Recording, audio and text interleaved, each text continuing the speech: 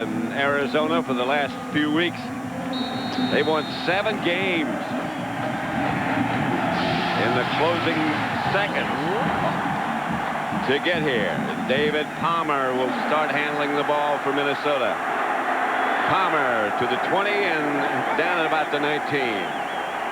Let's look at the Minnesota offenses.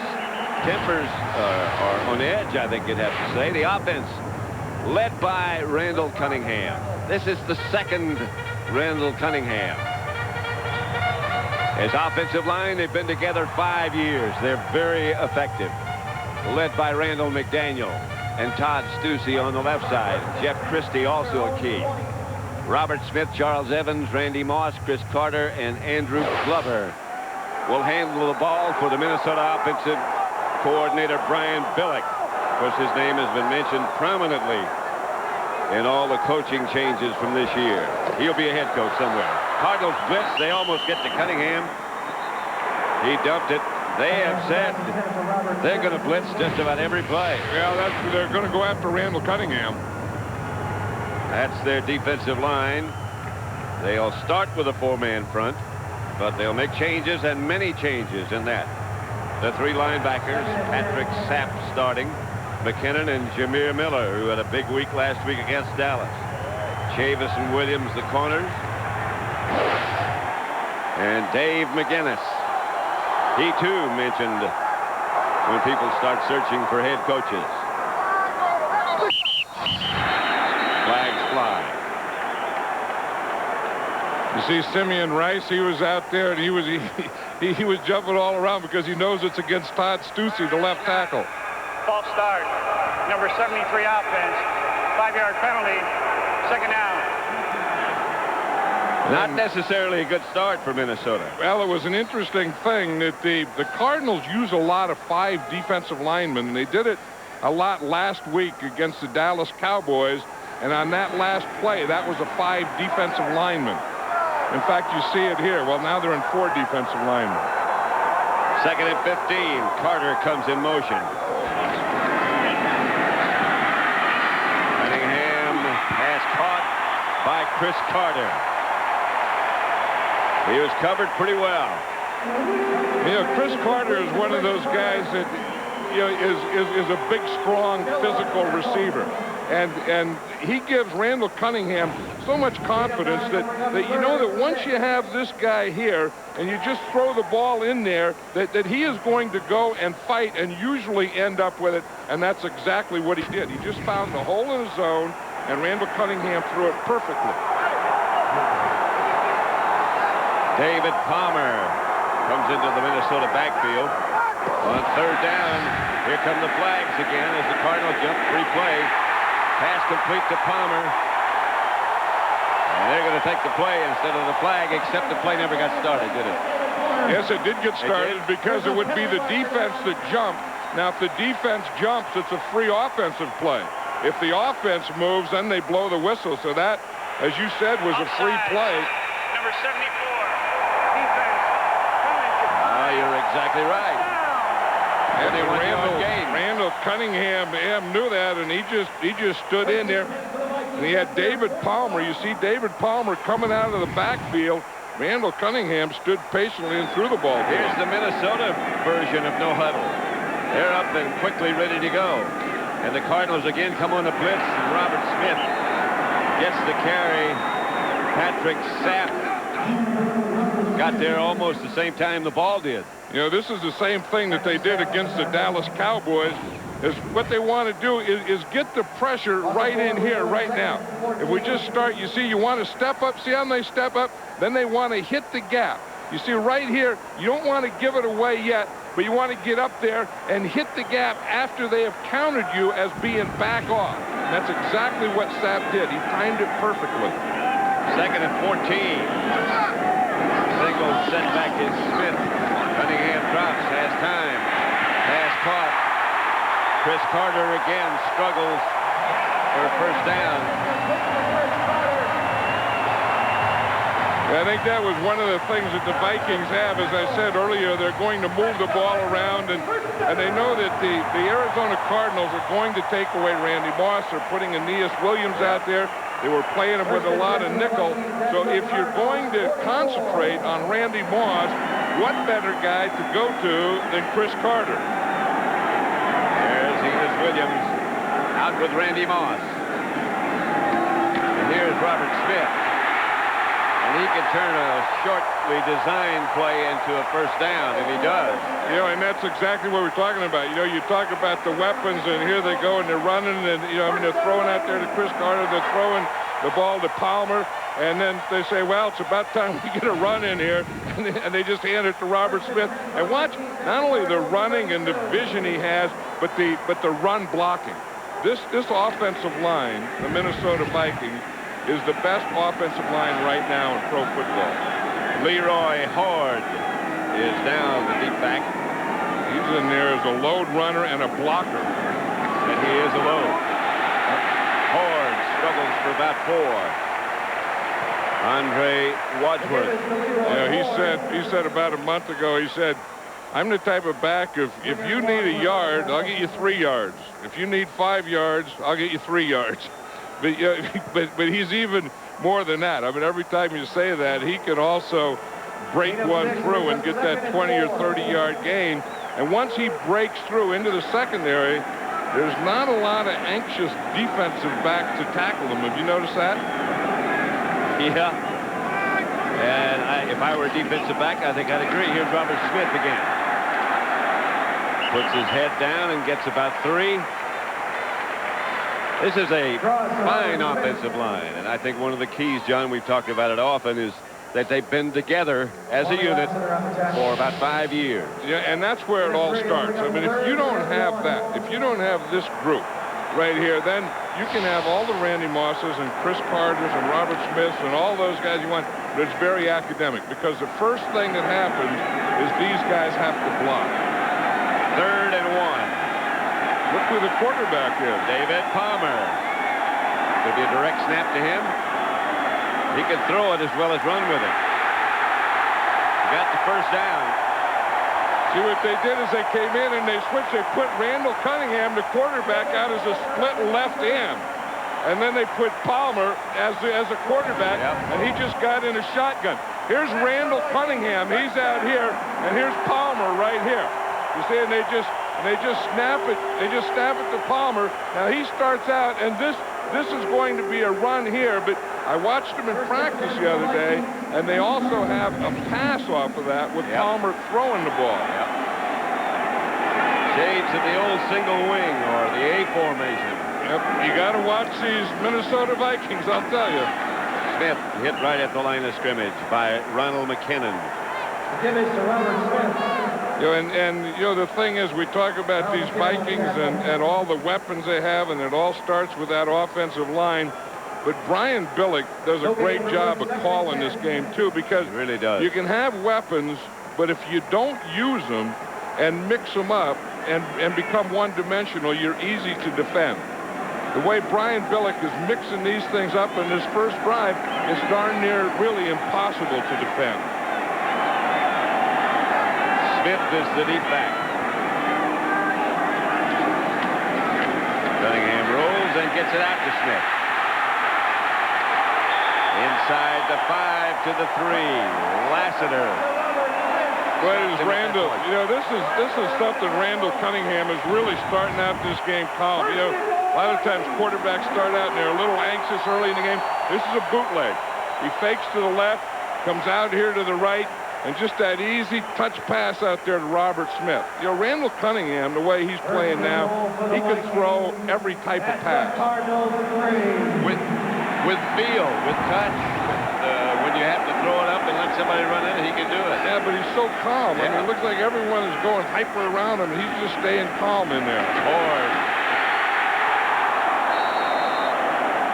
About the half-yard line. That's the 3 yards he got. You need a yard, I'll get you 3.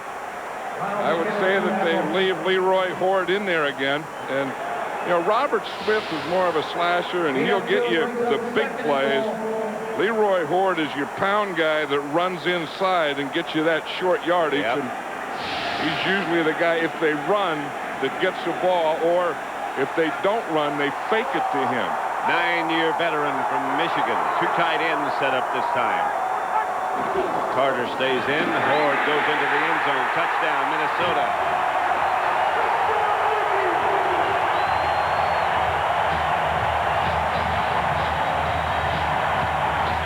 Well, they make it look so simple and get it done with such ease.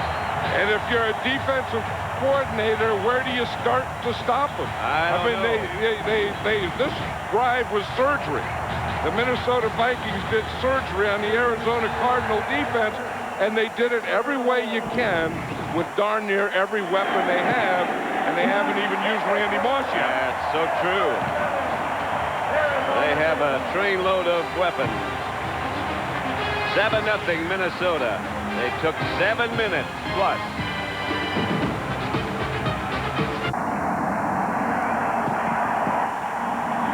Minnesota 7, Arizona nothing. And the dome, as we expected, exploded when Leroy Horde took it into the end zone. These people love these Vikings. I mean, look at this crowd. They're giving them a standing ovation now. They're all waving the white towels. Now we're talking. Line drive kick. Handled by Eric Metcalf. Metcalf up to about the 27, and the Cardinal offensive unit will come on for the first time. 7-0. Arizona defensive line in a state of shock, I suppose, right at the moment. Joe Green, the great Joe Green, talking to him. Yeah, because they tried everything on defense, and nothing even slowed up that Viking offense. Plummer gives to Adrian Morrell, who can't find any place to go. Let's look at the Cardinal offense. Led by Jake the Snake. He has really come on. Jake Plummer.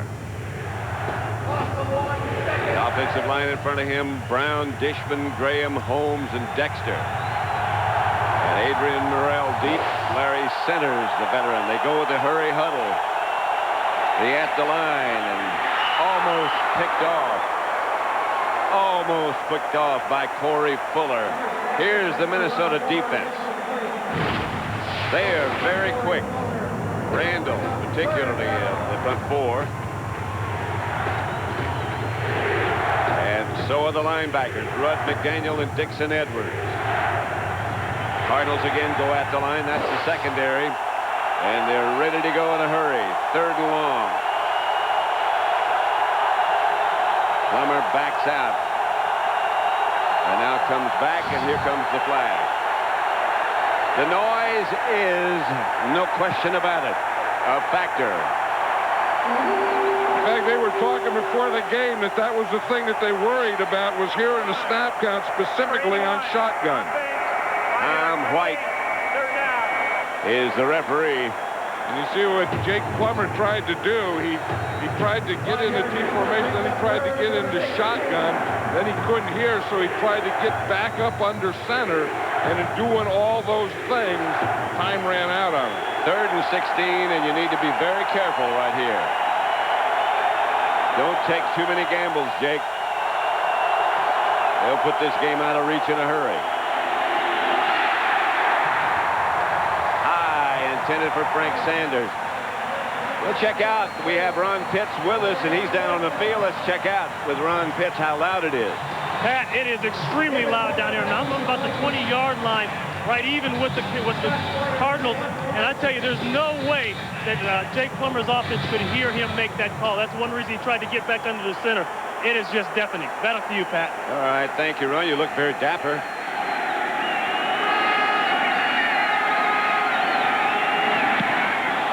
Punt to David Palmer. Scott Player. Palmer handles. Jumps around. He can do some things with the ball when he gets it. Including playing quarterback. Yeah. 7-0. Minnesota's second offensive effort coming up. 6:46 left in the first. More things you can do, and I'll tell you, what an exciting game that's going to be. I mean, you see in the AFC, we know it's going to be either Denver or the New York Jets, and the NFC, we still got Atlanta, and it's going to be one of these two teams. Robert Smith stopped by Lassiter. Lassiter making too many tackles. Yeah, and that's the thing that you don't like when you're free safety, and that's who you're talking about here. Lassiter, the free safety making tackles. That means that before Lassiter gets here, you've gone by the defensive line and linebackers, and that's the last thing that you want is your free safety to be making a lot of tackles. Palmer again at quarterback. And here he goes to the left. He's got the first down at tailback, I guess you'd have to say that is. Well, it's the old single-wing tailback. Yeah, but the big thing is Randall Cunningham splits out at left end. He got a little block out there. Yeah. They ran to the side. Watch, here's Randall Cunningham out there. Now he comes up there. He knows that the run is to his side, so he comes up and gets in a little blocking deal there. He does. Gives Corey Chavis. Yeah. Corey Chavis is the starting rookie corner and wonder what in the heck is this? I'm covering a guy, and out comes a quarterback in front of me. He had a scouting report, a thorough scouting report on all the wide receivers, but none on Randall Cunningham. Here's Cunningham dropping, looking, and taken off. To the 40. Jameer Miller made the stop. You know, if we look at the Minnesota Vikings on the first 15 plays, look at that. They had 10 runs, 5 passes, and they had a different formation on every play. 15 different formations. And talking about different formations, the Arizona Cardinals had a nickel defense on that last play on first down. So they're trying to change things up to try to get something to slow up this Viking offense. 2 tight ends set up, 2 wide receivers, 1 back. Cunningham drops. Gets it out to Smith. Gets a couple.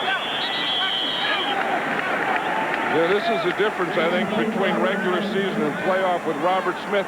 Remember during the regular season we were talking to him and said, you know, everyone talks about all my injuries and I've had all these injuries, and he said, I've narrowed them down that they're all on the sideline and it's fighting to stay in bounds. All my injuries have been out there, so now when I get close to the sidelines, I manage that and just go out of bounds. Now, on that one, he put his head down. Yep. He didn't go out of bounds, but he said every injury has been on that type of play that just happened there. But these are playoffs. These are sudden death. That's Palmer in motion, and this is Cunningham out to David Palmer. And he gets a first down for Minnesota. You know, every time we see David Palmer play, he makes a couple of big plays in a game, either in the kicking game or a play like this. Here he is in motion. You see, he started in the backfield. He goes all the way out there. Now he's going to get on a corner. And you think, well, you're not going to throw him that ball. But, of course, the corner is Corey Chavis. He drops off and leaves Palmer wide open. Poor Corey Chavis, he's out there, you know, he's looking to play a wide receiver all day, and then the last 2 plays, he's had a running back and a quarterback. Now he's got Robert Smith. That's Charles Evans carrying the ball, the fullback, and you won't hear much of that. Evans doesn't carry it much. The thing about David Palmer, he can do anything. He returns kicks, of course. Be a quarterback, as you said. And once they figure out how to get the ball to him, and they do a good job of that, he can do a lot of things with it. As you said, he can throw it. And I think every game that we've ever done, every Minnesota Viking game, he's come up with at least one real big play. Yep. That's Todd Stussy again. Well, you hate to heap so much praise on one guy, David Palmer. No, you don't really hate to, do you? No, you like to. Sometimes it's good to heap praise. Remember the Dallas game, Thanksgiving game, Thanksgiving Day. He had 2 long returns called back. Yeah, you know what the opposite of heaping praise is? What? Piling on. You know, and you don't really need piling on praise. No, just piling on. Yeah. You know, like if something's open. You know, I mean, you got an open pile where someone is vulnerable. For example, the officials this year. They're very vulnerable. So it's very easy to pile on. Yes. The opposite of piling on is heaping praise. The officials, you're right, haven't gotten a lot of heaping praise this year. A lot of piling on. Cunningham hits Chris Carter. And Carter stretches to try to get the first. Again, stopped by Lassiter. And again, Aeneas Williams is out there, and he's on. All the coverage is going towards Randy Moss.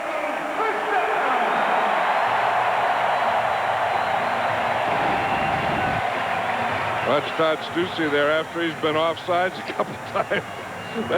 That's the way you get an offensive lineman's concentration back. You do that. You just punch him in the mouth. That's what Jeff Christie, his own guy, said, hey, man, you know, it's one quarter. We're playing pretty good football here. You've had 2 penalties. So he goes, whap. Palmer again at quarterback or tailback. As we said, he pass. Oh, brought it back down. Got close to the sideline and got rid of it.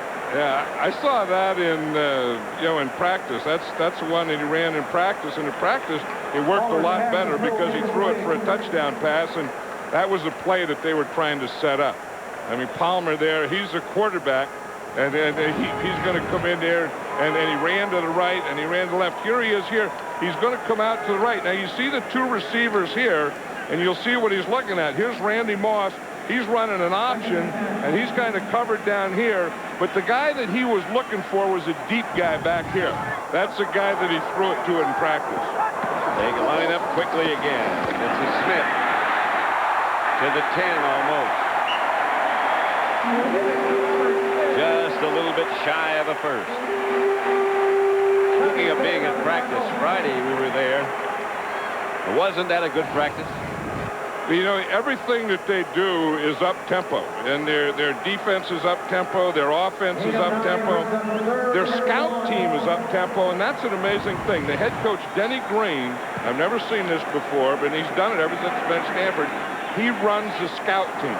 So if they're practicing defense, he runs the offense. If they're practicing offense, he runs the defense. And boy, do they give a good look. They really do. Cunningham, first down. First and goal with about the 8. That had to be an automatic there, the type of thing. Randall Cunningham gets up, and he's looking for a soft spot or a bubble, they call it. And if he sees a bubble at the line of scrimmage, he is going to go in a quarterback sneak. You see, there's no one right in here. You see, and he sees that if he just takes the ball and just gets right in behind his center, there's no way, because the center wasn't covered, there's no way that they could stop him short of the first down. They're going to change ends. That's the end of the first quarter, and the Vikings have had the ball for all but 3 plays. 7-0, they lead. Mansion looks familiar. Yeah, it was great. We had dinner there the other night with the new governor of the state of Minnesota, Governor Jesse Ventura, and Jesse and his wife Terry invited us to dinner. It was great, wasn't it? We had elk, man. We had a great meal, great visit. Cunningham has the pass picked off in the end zone by Enos Williams. Out to the 10. Got some room now. Knocked out of bounds by Leroy Horde. Yeah, we were talking about that Randall Cunningham hadn't thrown the ball to Randy Moss yet. And again, Aeneas Williams is man-to-man on him. Here's Randy Moss here. Here's Aeneas Williams. He's going to try and throw the slant. You see Aeneas Williams starts up. Then he backs off, and then the slant, he jumps the slant. Yep. He undercuts it. He knows that it's a slant because he can't go any deeper. He's in the end zone. So the minute that he sees this thing, you see, he just jumps underneath it and comes up with a great interception. They've stayed away from Aeneas Williams. They finally went to him, and look what happened. The Cardinals have the ball. They ran only 3 plays in the first quarter, had the ball only 54 seconds. Plummer. Incomplete, no flag. And here comes one. There is a flag. Well, until right now, their total yards has been -1. I think Randall Cunningham, when you saw him talking to Randy Moss here, he was talking, you know. Number 27, defense, have a first down, spotted a foul. Corey Fuller. Every wide receiver is always open. I think he was probably saying that he was open. Here's Corey Fuller here, and you can see that looks like good defense to me. I mean, I know that the rule is that you can't touch the guy when the ball is in the air, but Corey Fuller looked pretty good on that play. The Cardinals again start from the hurry-up huddle, and they almost don't get the play call before the clock ran out. There's a flag on the play. You see who got that penetration is Jerry Ball. Boy, is he a first down defensive player. And is he quick to be so big? so quick he was offside. You know, he lines up. He takes all the ball that he can, all of the football that he can. Ball takes all the ball. Number 96, defense, 5-yard penalty, first down. And Jerry Ball doesn't do a lot of stupid things, and he's saying that the ball moved. And here's Jerry Ball right here. And he's saying that the ball moved. It was the center's head. The ball didn't move. Ball did not move. No, he was wrong on that. It was the center's head that moved. Plummer.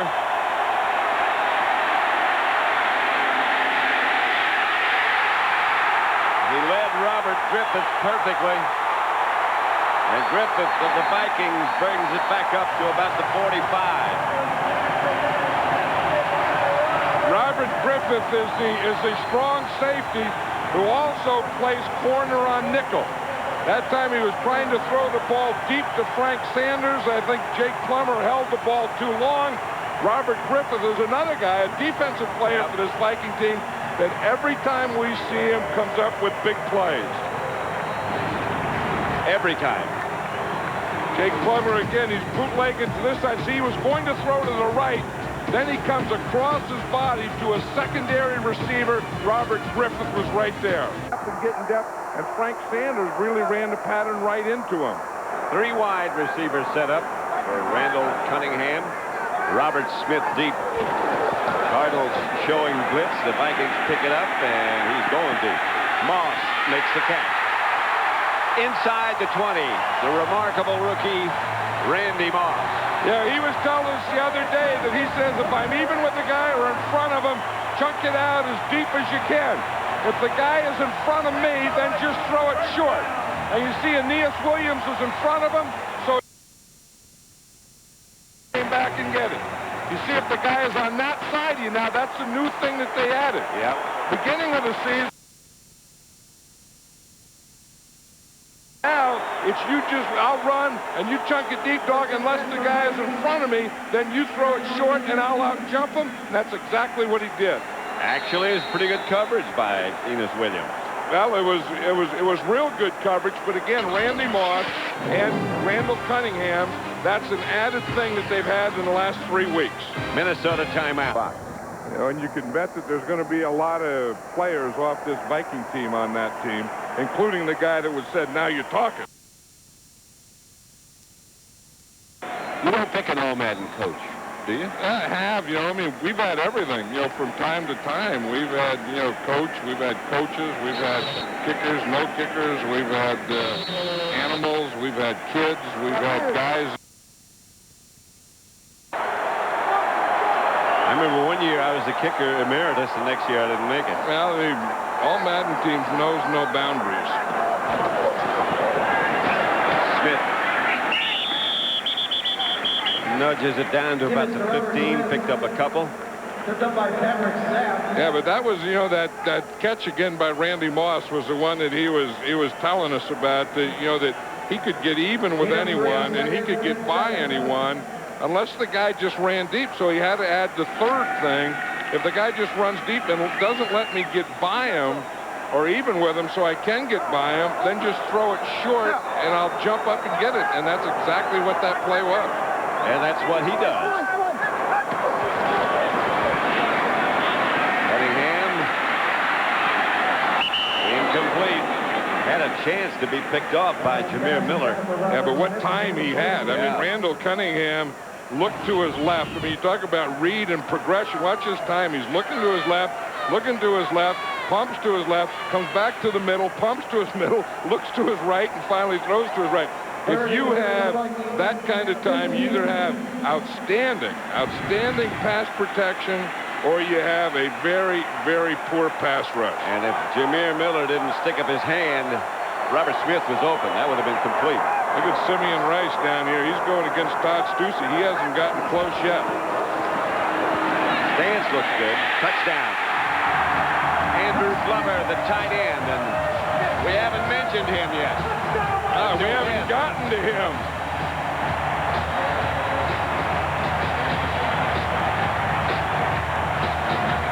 Cunningham to Glover. That's what Randall Randall Cunningham was saying the other day. I mean, here's Glover right here, and they split them out. You see they have a bunch out there. They have 3 receivers, 2 of them being wide receivers, the guy in the middle being the tight end, Andrew Glover. And just look at the difference in size. The guy who caught the touchdown pass is 6'6". And look at the pass. Yeah, perfect.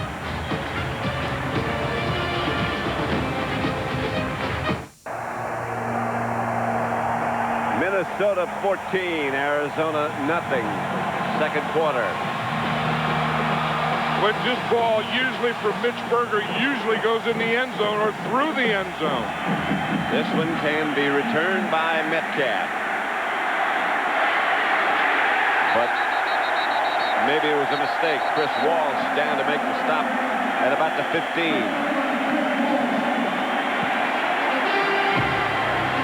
Arizona minus 1 yard, and the Vikings rocking and rolling, 14-0. Tonight, 1st and 10, Arizona at their own 16. Jake Plummer, pump fake, intercepted. Robert Griffith again, his second interception. They won't even have to move the sticks because the Vikings will have it inside the 20. First down. Yeah, Robert Griffith, we were talking to him the other day, and he said that he lost 8 pounds to play this game because this game is more about coverage for him than it is playing against the run. And I'll tell you, those 8 pounds that he dropped, he's playing today at 192, has really helped him. Here you just see he's just free. And he's just sitting back there, and he's reading Jake Plummer. That was not about a great interception. That was about a poor or high pass. A high pass by that man, Jake Plummer. 1st and 10, Minnesota at the Cardinals 16. And this Viking defense has really rattled Jake Plummer. You can just tell that. I mean, he has no rhythm. He has no confidence. He has nothing yet. The combination of everything has rattled him. That's Robert Smith inside the 10. It'll be 1st and goal there. You know, it's a very intimidating factor. I mean, this offense and what they're doing, the defense and what they're doing. And then the third thing, I think, is this crowd and what they're doing. I think that they've really been affected by the crowd. No question about it. And they've been affected a heck of a lot by this Viking offense, too. Yeah. That last touchdown to Andrew Glover, they had McCleskey was on him, and Glover is 6'6", and J.J. McCleskey is 5'8", and they've been having those kind of mismatches all day. Second down, I beg your pardon, it's not first. Cunningham has it batted down. If he tried to go wide to Chris Carter, it was batted down by Andre Wadsworth. Yeah, that's the thing that you do as a defensive end on a 3-step drop. You see Wadsworth right here. If a quarterback takes a 3-step drop, what you want to do is get a little pass rush and then get your hands up because you're not going to get to him. Now watch Andre Wadsworth out there. You see he just starts up the field. He's not going to get to Cunningham, so the next best thing is jump up and take a lane away from him. Third down. They are 5 for 5 on third down conversions. They Carter in motion. Cunningham drops. Rush comes and gets him. Ronald McKinnon delayed blitz, but he got there. Nobody picked him up. And I think that was the Cardinal plan, that they were going to do a lot of blitzing today, but the Viking offense has just kept them off balance. Jim McKinnon, he's just coming on the delayed blitz. He waits until all the blockers get on their guy. And then when all the blockers get on their guy, he comes on that delayed blitz. How about this guy, Gary Anderson? I can't imagine That's amazing, isn't it? I can't imagine that. Well, one of the things is, of course, playing indoors, but not all of his games were indoors. The amazing thing to me is all of his kicks are right down the middle. I mean, you never think about one hitting a goal. Cowboys for a day, because Jerry Jones has given up the team. It's easy to enter. Just log on to foxsports.com and then watch Fox's Super Bowl pregame show from 11 a.m. Eastern to 2 p.m. Eastern for your chance to fly to Dallas, watch a game from the owner's box, tour the field, meet the Cowboy cheerleaders. So log on now and watch for your chance to win. might enter. Yep, Mitch Berger got that kick in the end zone again. Let's go to now Los Angeles and James Brown for an update. You know, the Jets' Keyshawn Johnson says, give me the ball. He got the ball today, including this 21-yard strike from Vinny Testaverde. He also ran one in, played defense, and got a pick and a fumble recovery. Net result, Jets will be playing Denver next week in the title game. Back to John Madden and the kicker emeritus, Pat Summerall. Thank you, JB. Always nice to hear from JB during a shootout. Emeritus. Morrell. Adrian Morrell stays on his feet. By far the most successful Cardinal play of the day. He's stopped by Dixon Edwards. Yeah, he went right by Tony Williams. Tony Williams is the other defensive tackle in there with Jerry Ball. And if there's any place to run, you can run right at him, but you better get by that front group quickly. And this is that no huddle that the Cardinals do.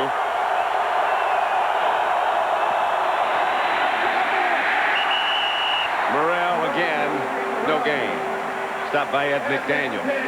He's had a great year. Yeah, you see, we can see this at the line. And in fact, the Cardinals started to do that. Then they decided to go in a huddle.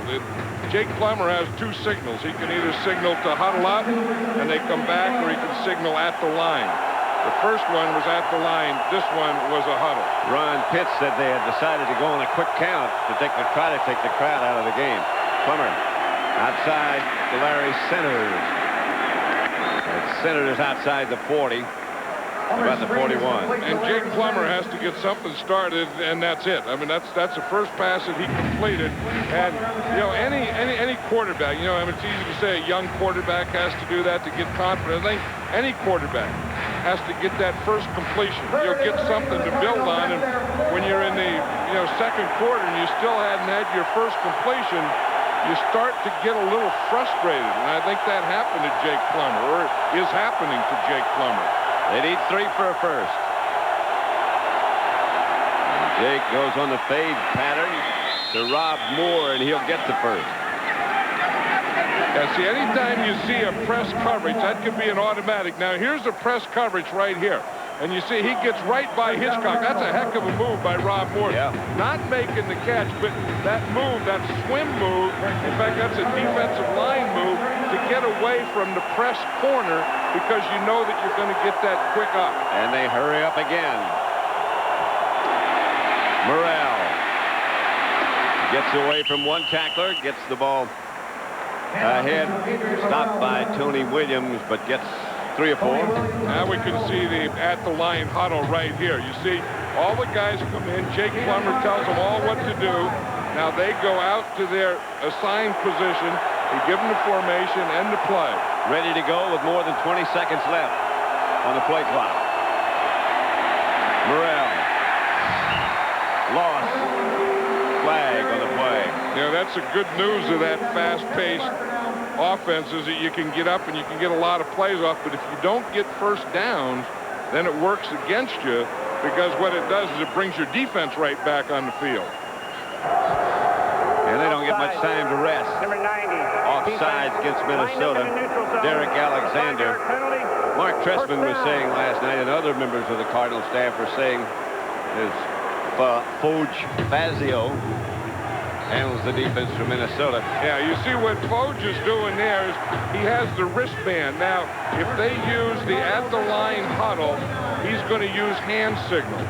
If they get in the huddle and he has his normal time, then he calls those defenses off of that wristband.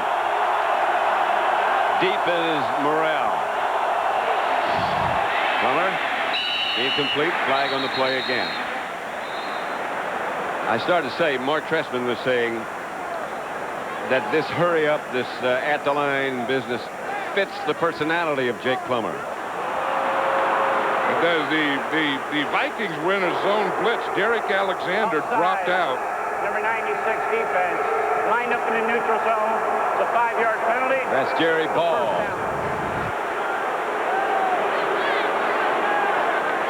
This is really against the Vikings, but if you look here, Jake Plummer never had control of that ball to throw it. Well, he turned it around. just before he let it go. He looked like he wasn't comfortable. Yeah. The position he had, he went to change it. But Jerry Ball, who we talked about, who takes as much of the football as he can, was in the neutral zone. 1st and 5, another flag. This one is against Arizona. There's Foge Fazio. He's Prior to the snap, ball start. Number 75, offense, 5-yard penalty. Lomas Brown, the veteran who spent so many good years with Detroit.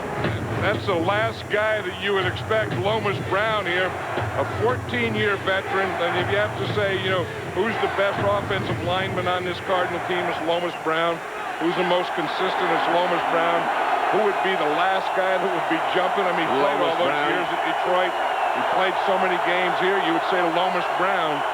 He's the first guy. Plummer gets it to Sanders across the middle, and Sanders will get enough for an Arizona first down. And Sanders is saying it's about time, but now again the Cardinals are going in at the line.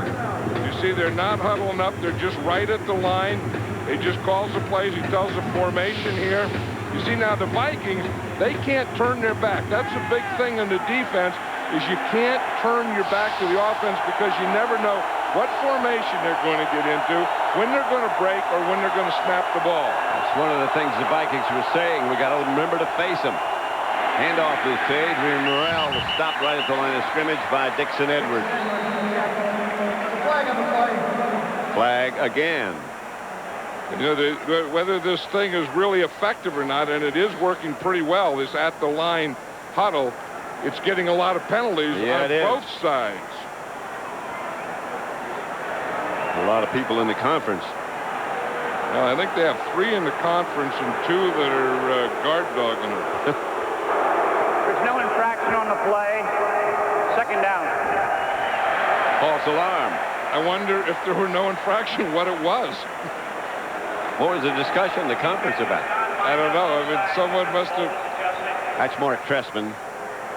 Someone must have thrown something and then think that they didn't see it, or thrown something and then got talked out of it. But you see here, they're still having their little conference there, aren't they? Yeah, Tom White, the referee, in the white hat. Remember when the referee used to be in the black hat and all the rest of them in white? Right, and then they just flip-flopped it. I think if the Cardinals are going to stay in this game, they need to score here. I mean, they have to get something on the board. The first points are always the toughest to get something on the board to build upon. Even 3. Open is Chris Gedney. Gedney knocked out of bounds. Because that's one thing, Jake Plummer, can do it. Remember when we did the Dallas game and the Cardinals didn't look good at all in the first half, and then the second half they came out and just opened up, and they did it a lot with this no huddle, with this quick pace. And Jake Plummer loves this type of thing. Here you see both coordinators there, Foge Fazio on the right calling the defenses, Mark Trestman on the left calling the play. Orlando Thomas pulled his right hamstring, is out of the game. Bass has taken his place in the Viking secondary. Here's Jake Plummer dropping. That's to Larry Centers, and he gets inside the Viking 5. It's interesting how Jake Plummer hadn't completed a pass this whole game, and he hit that first little thing out here to Larry Centers. And that got him off the schneid, or whatever you call that. That got him started. That got Mark Trestman right here into some kind of groove and calling plays. That put Foge Fazio a little on the defensive, and the flow is starting to change right here, or started to change on that first reception by Larry Centers. Plummer's 5 out of 5 on this drive. Knocked in the air, incomplete, a flag on the play. Corey Fuller hit Rob Moore a little bit too early, in the opinion of the officials. Well, that was that slant, and remember how Aeneas Williams had played it earlier. Corey Fuller tried to play it like that. Pass interference. Number 27, defense. Foul occurred in the end zone. The ball was placed on the 1-yard line. 1st and goal. You see, here's Corey Fuller here. He's right here, so he's going to come in, and he's looking in at the quarterback. You see, when he tries to get inside, right there's a little bump on Rob Moore. Did it with his body. And you see what Aeneas Williams did. Aeneas Williams undercut that thing and got an interception. Corey Fuller tried to ride it in from behind, and when he tried to go over the top, he got the penalty. Mario Bates is deep. He gets the call, a carry, he doesn't make it.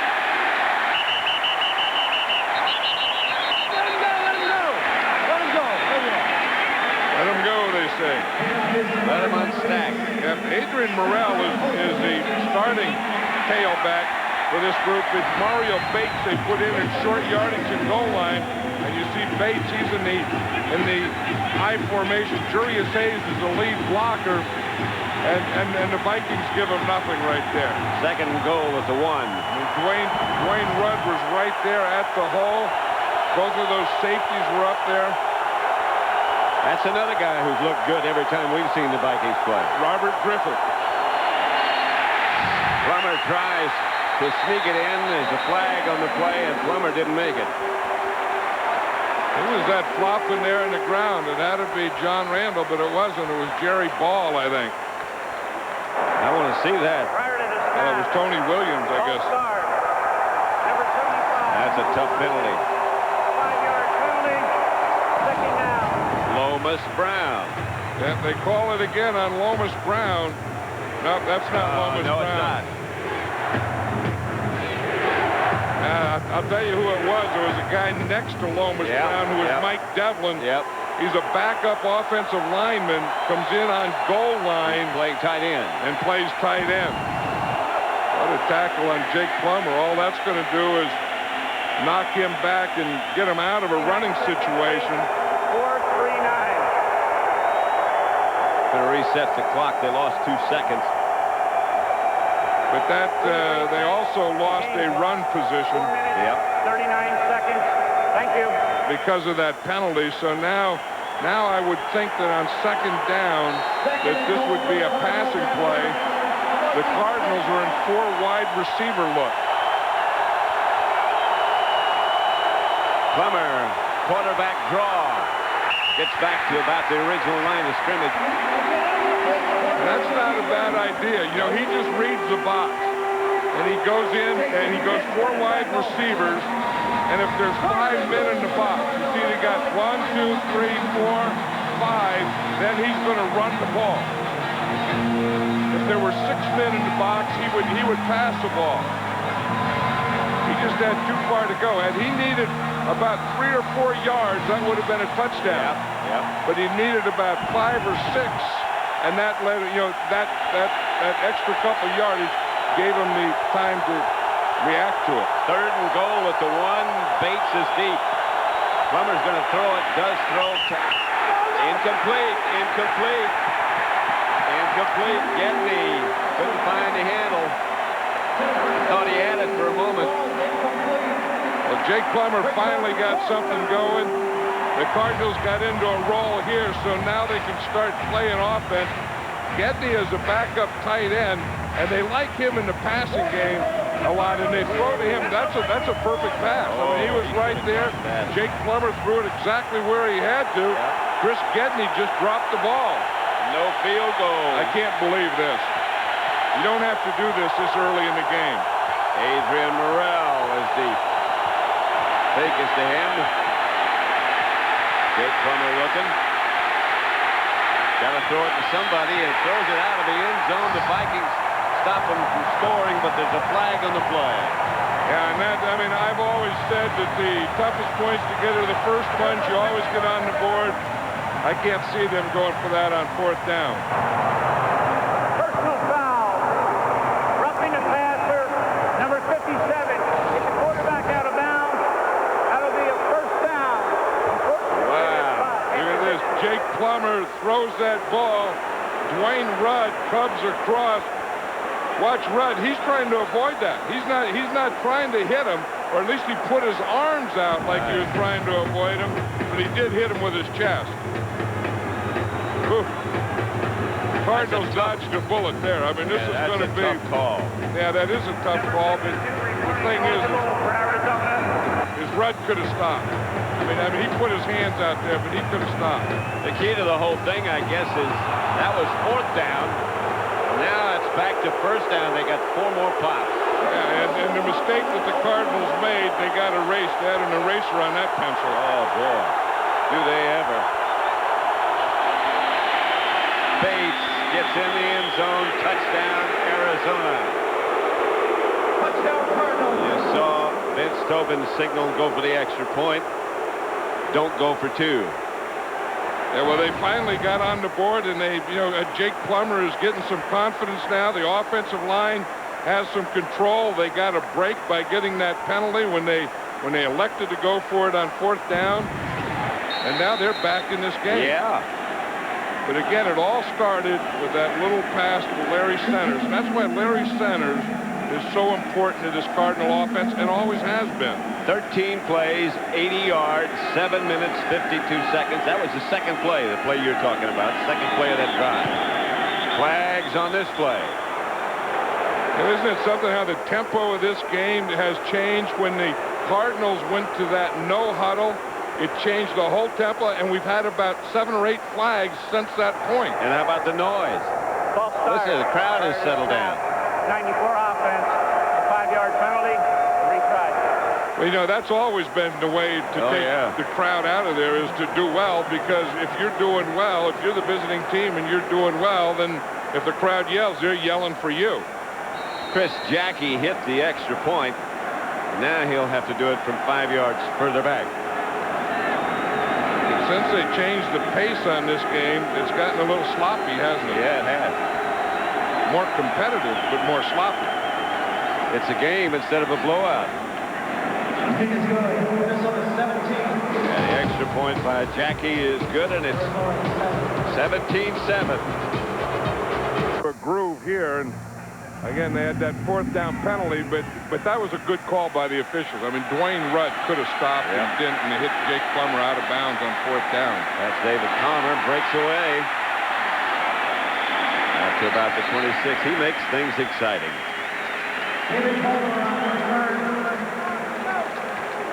There's Dwayne Rudd there, and I think, he probably knows it, because when he hit him, I mean, it was after Jake Plummer had gone out of bounds, and he put both hands out, but that doesn't mean just because you put both hands out that you can hit him. Plus, he had already thrown the ball. Yeah, and the ball was gone. He was out of bounds. Everything was wrong with that one.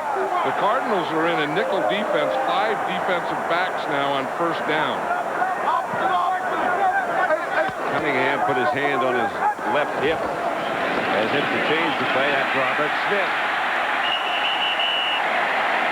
Well, that's one of the things that you do when you go to nickel. What they do is they bring in Tommy Knight, number 22, so he gives them their 5th defensive back. So what you're doing is you're saying if they're going to play us with 5 defensive backs, that means that they take out a linebacker. Now, if they take out a linebacker, they have 1 less run defender, and that's when you want to run the ball, and that's what Randall Cunningham did. And Lassiter again had to make the tackle. 3 wide receivers set up for the Vikings this time. Cunningham gives to Smith. Smith all the way inside the Cardinal 40. That's the way to get them out of nickel. If they want to play nickel on regular downs, you just run at them, and that's exactly what you watch. Tommy Knight will go out of here.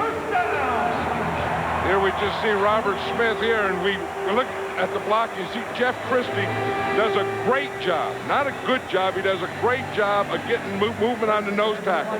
Because if you can get stop penetration, that's good. If you can get a little movement, as he did there, it's going to be really good. 1st and 10, Minnesota. Cunningham to Horde. And Leroy Horde hammers down. Stopped again by Lassiter. The 2-minute warning signaling the end of the 1st half with the Vikings leading by 10. 49ers fought valiantly, didn't they? They sure did. Smith again steps in and out of tackle and gets enough to get down to about the 22-yard line. That's one of the things we talked about. What started this running here of the Minnesota Vikings, it was the nickel defense. And anytime they use nickel defense, the way you run them out of nickel defense is by running the ball. But I think then they found something that's pretty good here, and running is also a way to get control back of the game. Another one of the many things they do so well. Carter, no. Well, you aren't going to see that very often. No. And you know what? I mean, Chris Carter's a great receiver, and he's even better when you get in the red zone. He got too close to his body. Yep, that's exactly what happened. But he had it out there in his hands, and I think as he brought it into his body, I think it hits his face mask. Watch him, it's in his hands, and he's bringing it into the body, and then it hits his face mask, and it bounces out of his hands because it hit his face mask. If he's just hands, that's a touchdown. It doesn't hit that face mask. Cunningham's going to try again. This is out to Andrew Glover. Randall Cunningham was telling us the other day that that's what he likes about Andrew Glover, that with Randy Moss and with Chris Carter, and he said they start taking those guys away. He said they have to give me Andrew Glover, and he's such a big target. I mean, we said before, he's 6'6", about 260 pounds. Just watching him the other day and standing by him, I said, holy moly, I had no idea this guy was that big. I didn't either. I remember him when he was with the Raiders. Yeah. That's Leroy Horde.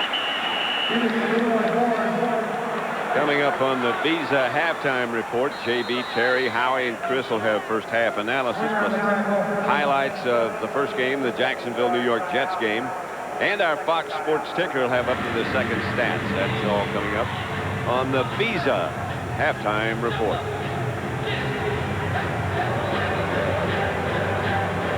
I tell you, this Minnesota Viking team has really had the way with this Cardinal defense. And again, we've talked about the running back, Robert Smith, and then they go to Horde, and they have Palmer back there and the wide receivers. But again, it all starts with this offensive line, and they've really had control there. We showed what a great block that Jeff Christie made in there in the middle, but that whole offensive line has had control of that defensive line of the Cardinals this whole game. So much so that Lassiter, the safety man, has made 10 tackles already. And when you talk about great offensive linemen, you have to talk about Randall McDaniel there, the left guard. He's like in the Pro Bowl every year. Here's Cunningham, gets away from one blitzer. Wadsworth gets the ball out to Horde. And Horde, touchdown. A delayed call. I think the official who was looking at it lost his whistle for a moment. That's where Randall Cunningham has always been so tough, is rolling out, scrambling to his right. This isn't a design play. He just gets out of that pocket, buys time, gets out there, and then he gets another look at stuff. He gets another look, and look what he finds. Leroy Horde, and Leroy Horde just got that ball inside the pylon. High ball. Enos Williams down. Well, Aeneas Williams has been doing such a great job today on Randy Moss. He's been covering him all over the field. Randy Moss has only caught that one pass against him. We talked about Randall McDaniel. Watch his block on that. I mean, watch his pass protection. I mean, he is so strong that he can just stand up and get his hands underneath you. And there's no way that when you get in that push, he just gets his leverage, and his arms and his shoulders are so strong that he just stops you. Has a very push, and right now he stopped. Very unique stance. Yeah, that was from when he had a bad angle. But you see, the big thing on that play was Randall Cunningham. Yep. I mean, buying time, getting out there, getting another look at it, and finding Leroy Horde. 8 plays, 74 yards. The Vikings. And Gary Anderson will try the extra point.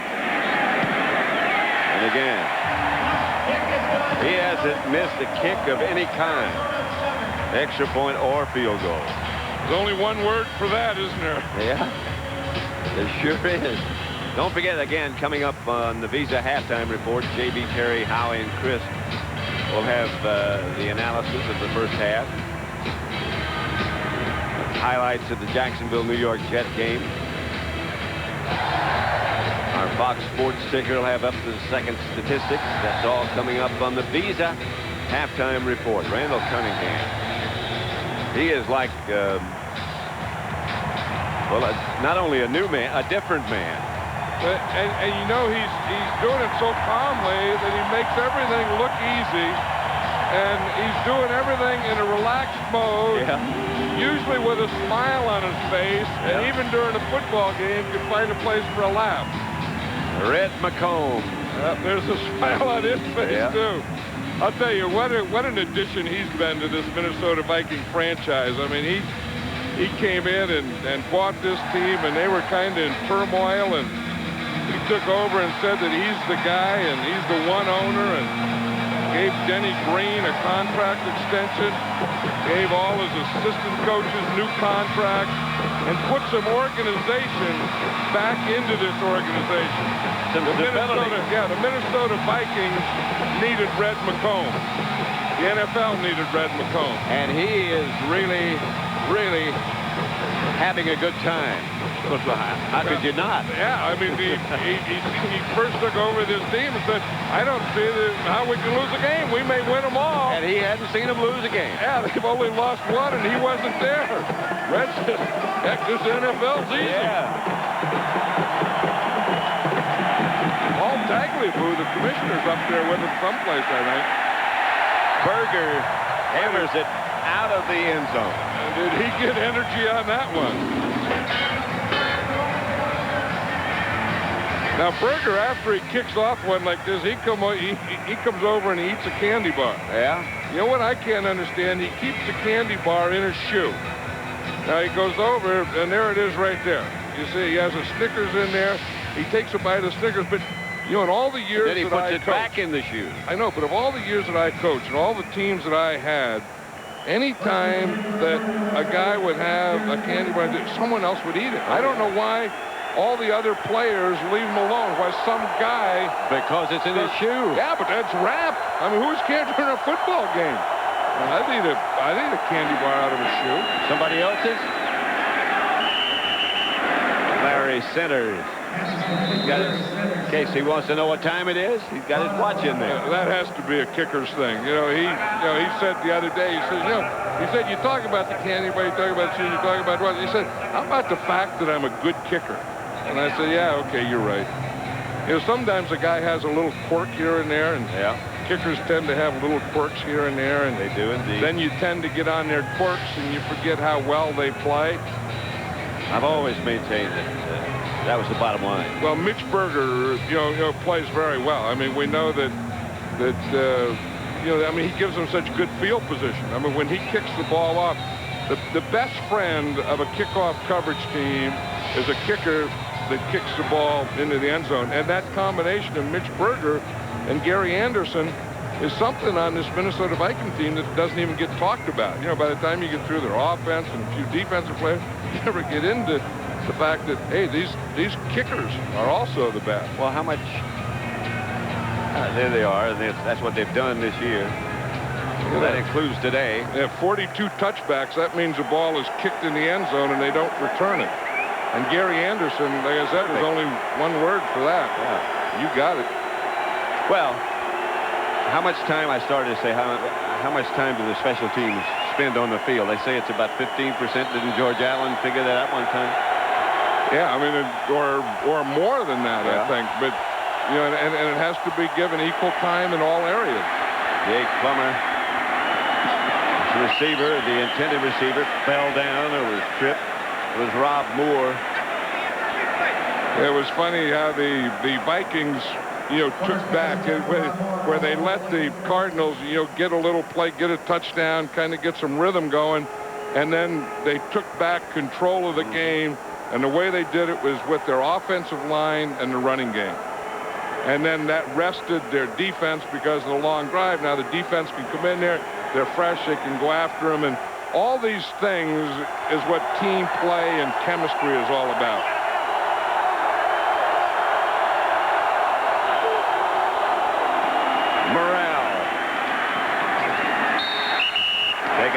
Jimmy Hitchcock. He's been another great addition to this Minnesota defense. Well, it's one of those things that, you know, that's where they were vulnerable. You know, that last year, you know, the Minnesota Vikings were a good offense, but you could also score a lot of points against them, and they needed a corner. They got Jimmy Hitchcock. They got him from the Patriots, brought him in there, and he really solidified that right corner. He's given him 7 interceptions. Yeah. And he's a guy that really studies hard and, you know, does film work and is a smart football player, and that has helped this defense, that along with the offense being so strong. What the heck was Chris Carter doing? Did he have his shirt halfway off or halfway on or something? He had something like a flak jacket on, or a mini flak jacket. Well, he has a belt that's too high for a regular belt. Yeah. And it probably got a little tight. You know, it's like, you know how you see, he knows it's halftime. He's not going to play anymore. So you know how after you have a big meal, you always loosen your belt to just open it up? Yeah. I think this first half has been like a big meal for Chris Carter. Indeed. Wait a minute, straighten the chain out. Okay, good. You see the chain flop in there? I did. Huh? There was Scientific game. There was a chink in that man's armor. They talk about computers and something's wrong with the chain. There's more than it looked like when it was out there before they got the chink out. I think there's a couple extra links in that chain that they that they put the thing too far up. There it is. Look at that. It's wrapped around the pole. There you go. It just popped out. Now, after you get the chink out of your thing, then you got to pull it again. That could be vital. It could be very vital, but that's just halftime. That's the end of the first half with the score. The Vikings 24. The Cardinals 7. This Fox NFC Divisional game will continue with the Visa. Beat the Cardinals every way that a team can be beaten. 21-year-old Metcalf back deep for the Cardinals. Quarterback comparison. Plummer 6 out of 12. Cunningham 11 out of 16. 2 touchdowns, 1 intercepted. Jakes had 2 intercepted. No, excuse me, go ahead. No, I was just going to say that's a halftime comparison, but really Jake Plummer didn't even have a completion in the first quarter. So those numbers were Jake Plummer's passing numbers were about second quarter numbers. And 1 drive almost. Let's go down to Ron Pitts now on the sideline. All right, thank you, Pat. I talked to Vince Tobin. He said the big problem for us is that we are not wrapping up and we're not getting off blocks in our front defensive four. It's not a matter of fronts. It's not a matter of getting caught with the nickel personnel in the field. We got to do a better job of getting off blocks. I talked to Brian Billick, the offensive coordinator for the Vikings. He said, I feel confident we can run the ball whenever we want to, wherever we want to. I'm going to hold on to that and play action pass and look for the deep ball when I get a chance. Pat, back up to you. Well, the Vikings certainly made like Brian Billick knew what he was talking about. That's Adrian Morrell. Hit by Derek Alexander. Picked up about 3. You know, and part of that, you know, Vince Tobin was talking about that his defense has to get off blocks. I think you can say the other side, you know, like we said in the first half, that Minnesota offensive line has done such a good job of not letting them get off blocks, of sending them, putting them back and getting angles and doing all those things. They were almost perfect except for a few blitzes. Those guys keep burrowing. It's going to be tougher to get off blocks. Pass caught by Metcalf. And he's going to be short of a first down by about 3. Corey Fuller really played that one well, Pat. I mean, that's the thing that you want to do. You want to be under control, and you want to have your knees bent. Watch Fuller out here in this tackle. Metcalf catches the ball in front of him, but watch how he breaks down, bends his knees, doesn't go for anything, just keeps his head right in front of his numbers, his head up, his eyes up, his knees bent. That was a perfect open field tackle. 4 wide outs. Good blitz time if you're the Vikings. They don't bring it. Derek Metcalf made the catch and picked up enough for Arizona first down. Now we see Jake Plummer. He's saying that he wants, the play, and he wants it quickly because he doesn't want to, he wants to get back into a rhythm, and not let the defense get into a rhythm with him. So he has that quick huddle. So now he gets up to the line of scrimmage with plenty of time to look at what this defense is doing. Plummer drops, screen pass. And Jerry Ball stayed with it. Larry Centers caught by Jerry Ball. That's one of the things that I've noticed this year, that defensive tackles are really playing screens. We're seeing more screen passes in football, and defensive tackles are playing them better than they ever have.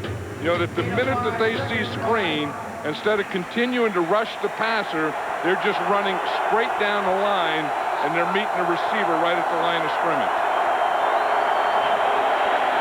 Morrell. Adrian Morrell, midfield. Derek Alexander. See, Ed McDaniel has to make that play because they double-team Jerry Ball. And that's the old thing, that if they double-team Jerry Ball, then Ed McDaniel has to make the play. If they single-team Jerry Ball, then he has to make the play. Watch Jerry Ball. See the double-team there? When they get double, Ed McDaniel has to be free. Ed McDaniel ran out in the 5-hole, and the ball was run in the 1-hole. Morrell cuts it back again. Gets to the Viking 43-yard line, 44, call it. See, that was the thing that, I'm sure that they talked about in the locker room at halftime is that we can't become one-dimensional. Even though we're down 24-7, we just can't go out and pass every down. We have to get some running to keep the defense playing two-dimensional football. 2nd and 3. Caught by Johnny McWilliams. If you look at this on-the-line huddle, you see the Cardinals are now. That means now watch the defense. They can't get in a huddle either. And they don't want to turn their backs. You see, they all want to be looking here, and they have to be able to get the signals from the sideline, not off the wristband. Plummer still yelling. 1st and 10. Back to Morrell. Flag on the play. John Randall. I thought I heard a whistle, too, Fred. I thought I heard a whistle before the ball was snapped. If it's against the offense, we did hear Prior to the snap, false start. Number 64, offense, 5-yard penalty. First down. James Dexter, who's been playing pretty well. Yeah, he has been playing pretty well, and that's a funny time to have a false start because he's the right tackle, and the ball was being run to the left side away from him. Usually the guy that jumps is on pass protection, or the guy where the ball is being run at his hole. 3 wide receivers set up. Jake Plummer drops and throws. Pass is caught. Maybe it bounced. But the official says it is a catch. Rob Moore. The official was right there, and he was saying good catch. This is one of the things, that a lot of quarterbacks will not throw to receivers, but throw away from defenders. Yep. And I think that's exactly what Jake Plummer was doing there, and he says that he does that. Throw it in a place where you hope your guy can catch it, but you know that their guy's not going to. 2nd and 4. That's Morrell. Stopped by Tony Williams right at the line of scrimmage. I'll tell you, the guy that really stopped it was Dwayne Rudd. They were trying to get a lead on him, and he stopped Larry Centers. Watch Dwayne Rudd here. When he sees this run coming, he is really going to hit this thing, and he gives him no hole there. See him hit it there and take on the lead block? Yeah. And now when he did that, that forced the ball back to the inside. 3rd and 4. Rudd blew that thing up.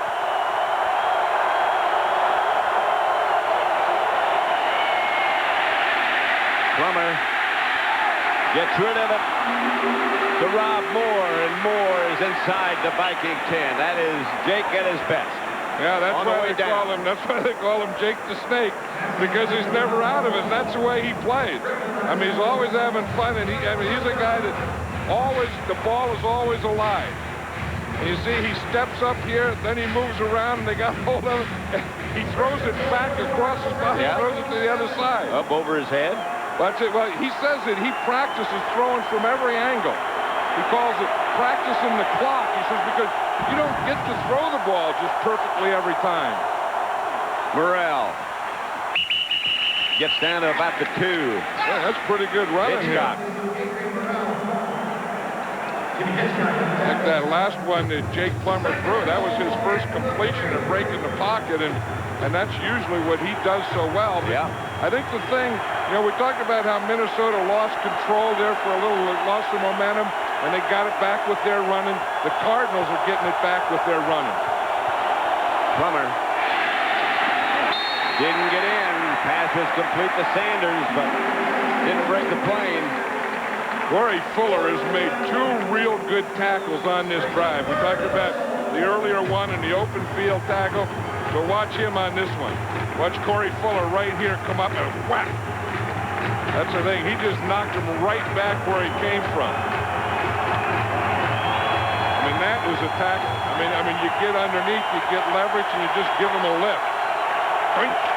They need about a foot. Mario Bates is in.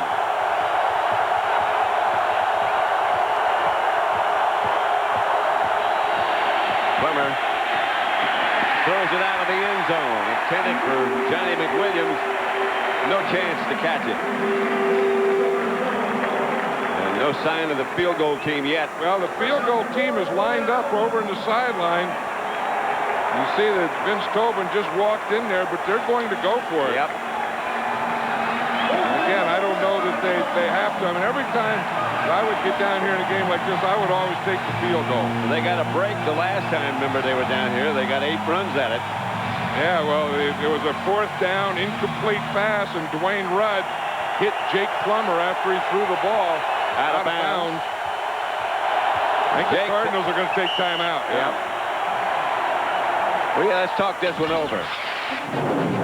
So Arizona will have 2 left. 24-7 Minnesota. Road. Up, he's getting a hole for ice fishing. Bates into the end zone. The Cardinals successful again when they gave up the field goal and took the try for the touchdown. Well, Jake Plummer on that drive was 7 out of the 8. Adrian Morrell had run for 27 yards, and then they're going to get it right in here. They're going to come right in this area. You see, they start on a double team. The tight end comes off. They make a couple of perfect blocks in there. Yep. They don't let the tackle get out there. They get a pretty good lead right there, and there was just no Vikings around. John Randall hasn't made a tackle yet. And a lot of that has to do with Lomas Brown. Jackie's extra point is good, and it's 24-14. Ice fishing looks like fun. Did it once. That was enough. 24-14. Palmer. Flag on the play already. The flags, there are 2 of them, are all the way back up at the 40-yard line. Yeah, David Palmer took his time getting up into that wedge, didn't he? He had a good wedge developing there. Cardinals offside. The Arizona Cardinals were offside, so you would think that they'll make them kick it again. Offsides. Number 52, kicking team. 5-yard penalty, re-kick. Zach Walsh.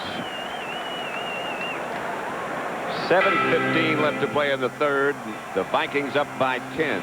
You know, we always talk about, kickoff returns and good wedges, and again, that was a good wedge that the Vikings had going there, and Palmer looked like he lollygagged up to get into it. Lollygagged. Lollygagged. I like that. Is that a word? I don't know. He kerfuffled to get up in there. I'll look him up as soon as I have a chance. Well, you see that Arizona had such a slow start there that that they've been in a comeback mode ever since, and because of that first quarter. But the 2 drives they've had have looked very effective. Yeah, because they got some running going. You know, and then once they got running going, then, you know, Jake Plummer can do what he does best, and that's throw the ball and run and throw the ball. Palmer's at the 10, the 20. And almost broke it. And with a wise choice to make him kick it off again. Because the Vikings will start, their offensive unit will, outside their own 40. The Cardinals, by being offside on the first time they kicked it off, lost 18 yards due to that penalty. Flag on the play as Cunningham is going to go deep. Moss, incomplete. But Aeneas Williams is proud of that coverage because he caught up with him. Yep, he should be. He was saying before the game that, you know, that one of the guys that really played Randy Moss well was Darrell Green, and he played from outside in, so he could always see the ball in Randy Moss. And offsides, number 94, defense, line up in the neutral zone, a 5-yard penalty, first down. Bernard Wilson. But Aeneas Williams said that he couldn't do that because he doesn't have speed like Darrell Green does, so he's just going to mix them up. And here you see, we talked about Randy Moss, what he wants. If he's beyond the guy or even with the guy, chunk it out there as far as you can. Randall Cunningham could have thrown a couple more steps on it. Smith. Straight ahead. Close to a first down. He may have it. That was one of the things that they've thought about. You know, we have to get the ball to Randy Moss. Randy Moss doesn't run a lot of short patterns, nor does he run a lot of inside patterns. So everyone now is just playing him for that deep ball. So I think somewhere they're going to have to start getting some hooks or crosses or different types of patterns to Randy Moss to give the defense something else to think about. The Vikings have Jake Reed back. He was out, had been out for a long time with back problems, but he's back, alternating with Matthew Hatchett. We saw him work on this. Carter's open. Inside the 5. Corey Chavis brought him down. And they tried to get the ball deep to Randy Moss. Aeneas Williams had great coverage, so they went to a little trick, the old flea flicker. They hand the ball off to the running back. He throws it back to the quarterback, and then you go back and you throw the ball to Chris Carter. You see the run up here. Here's Chris Carter on the left, Randall Cunningham on the right. He didn't get it out there to Randy Moss, but he sure did get it out there to Chris Carter. Perfect. Chris Carter was telling me, he said that he hopes that Chavis plays on him. Leroy Horde is hit hard and knocked backwards. He might have picked up a yard. There's Brian Billick. Now, see how he calls the plays. They're always afraid. They're a little paranoid, some of these offensive coordinators, and they're afraid someone's going to read their lips and steal the signals, so they put the board up in front when they call the play. But Chris Carter was telling me that he was watching Corey Chavis, who's just a rookie, and he said he's a little tight-hipped. And anytime you get a tight-hipped corner, you can do double moves on him.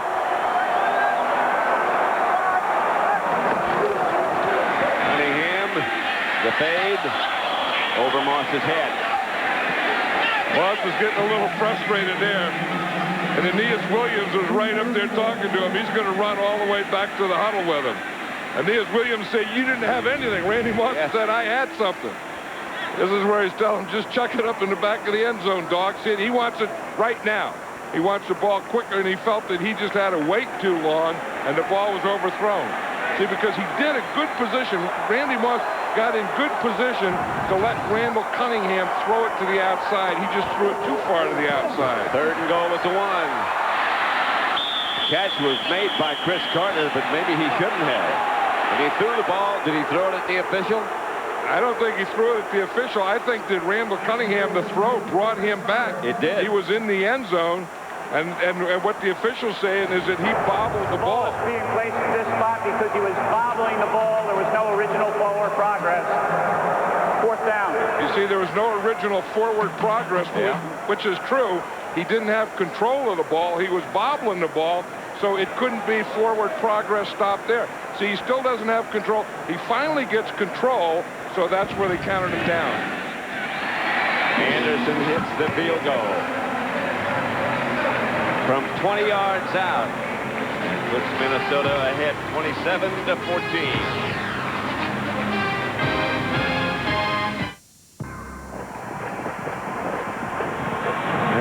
Commissioner Paul Tagliabue spoke at a brunch here today earlier, along with Gene Upshaw. Metcalf, 5 yards deep in the end zone, brings it out.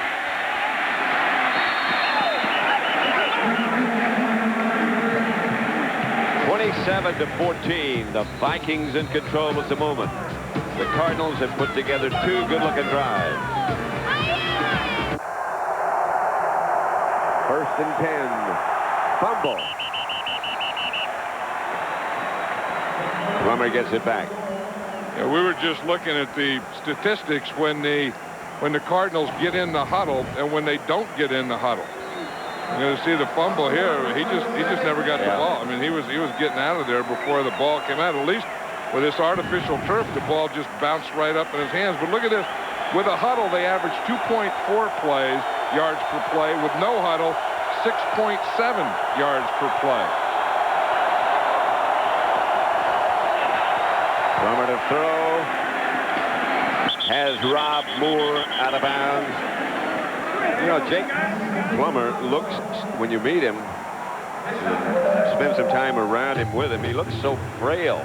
Yeah, well, he is. But, I mean, when you watch him play, you can tell that he's just a kid, and he has fun playing. I mean, and the thing that impresses me about him is that, you know, he can throw the ball, but for a second-year guy, he has great game management. He really does. Great presence. Presence enough to sneak it ahead when he saw something there. Well, that was another one of those no huddle things, and we're going to see them. They're doing it again. The line just lines up there. But we talk about any time you see a bubble or a soft spot, you can just do that. In fact, they used to call that the goose play. Yeah. That if you would see that there's no one in front of you, you just hit your hands on the center. He'd give you the ball, and you just run right up the gut. I think that's probably still what they call it. The old goose play? Goose, yeah. You think they put a hold in front of it? No. Centers never saw the ball coming. He was open. Plummer saw it. Larry Centers never saw it. And Jake Plummer's complaining about something there, but you know, they have these things now with these blitzes where if they're going to be a guy free, you have to throw hot, and sometimes they throw hot and they're not ready to. Talk about a guy who has a motor that goes all the time, but is going nowhere today is John Randall. And Lomas Brown has done a heck of a job on him out here. Here's Lomas Brown. Here's John Randall. Adrian Morrell had to ask Centers what the play was. Clock is still running. Here comes the Viking blitz. They pick it up pretty well. Hitchcock juggled it, or he had a touch. He was ready to take it to the house. And he knew that, too. We talked about Hitchcock. He had 7 interceptions this year, and they were all the same type, where he plays off, and then he looks and he jumps up. You see, he plays off, and then he jumps it just like that. He's back off where he can see the quarterback and the defender. And if he has enough time, he will jump it, undercut it, and intercept it. And he did that perfectly. And all the passes that he's intercepted have all been that type of pass in that same area. Yep. And he almost had another one. Plummer dropped the ball again. There it comes out of the pack. The Vikings, I believe, have it. I think the Vikings recovered it. Yes, they did. Antonio Banks. And there was a frustration flag came out of there, too.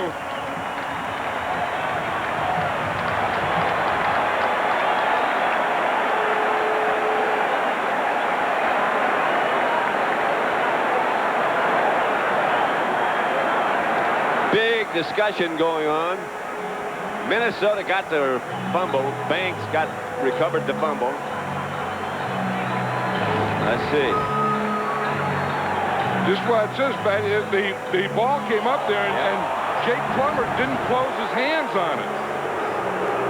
That was the first part of that thing. The Vikings recovered, and then this. Fumble is recovered by Minnesota.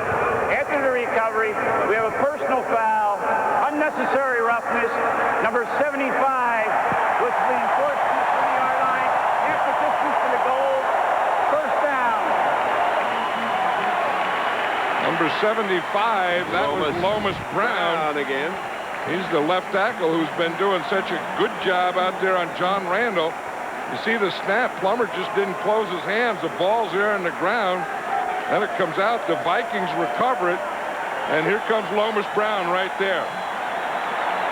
You can see that the official is saying no. Now watch Larry Centers here, what he does at the bottom of the pile.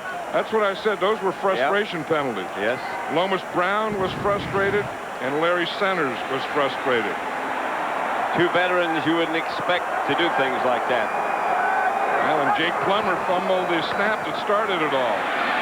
Cunningham, incomplete. Carter, the intended receiver. You see how calm he is? I mean, even when he does it, he knows that he could have had it or will get it later. And we talked about stiff hips and making moves. This is the type of thing that Chris Carter thought that he could do to Corey Chavis. But Corey Chavis really played that one well. He sure did. Corey Chavis was a rookie #1 draft choice. They started him this year as a strong safety, had trouble at corner, and finally moved him out and started him at that left corner. And they say you can see him getting better and better every day. Horde. And a flag on the play. One of the problems of playing corner on the other side of Aeneas Williams is they're always going to stay away from Aeneas Williams and throw at you. You don't get a lot of action. You don't see this penalty a lot. It looked like Tom White was saying it's a tripping penalty. Yeah, I think so. Mitch Tobin doesn't agree. Tripping. Number 91, defense. Have a half the distance to the goal. First down. Shot Swinger. You wonder how a guy in the middle that's just kind of flopping around there in the middle can trip. And you can just see him here. He just must throw his leg out right there. That's exactly what he does. He throws his right leg out. That's what happens when you miss and you're that big. I mean, you can't get back up. And you have all your weight going one way. The only thing you can do is flop a leg out there. That's exactly what he did. First and goal at the 2. Carter in motion. And Cunningham looking and finding Randy Moss for a Minnesota 6.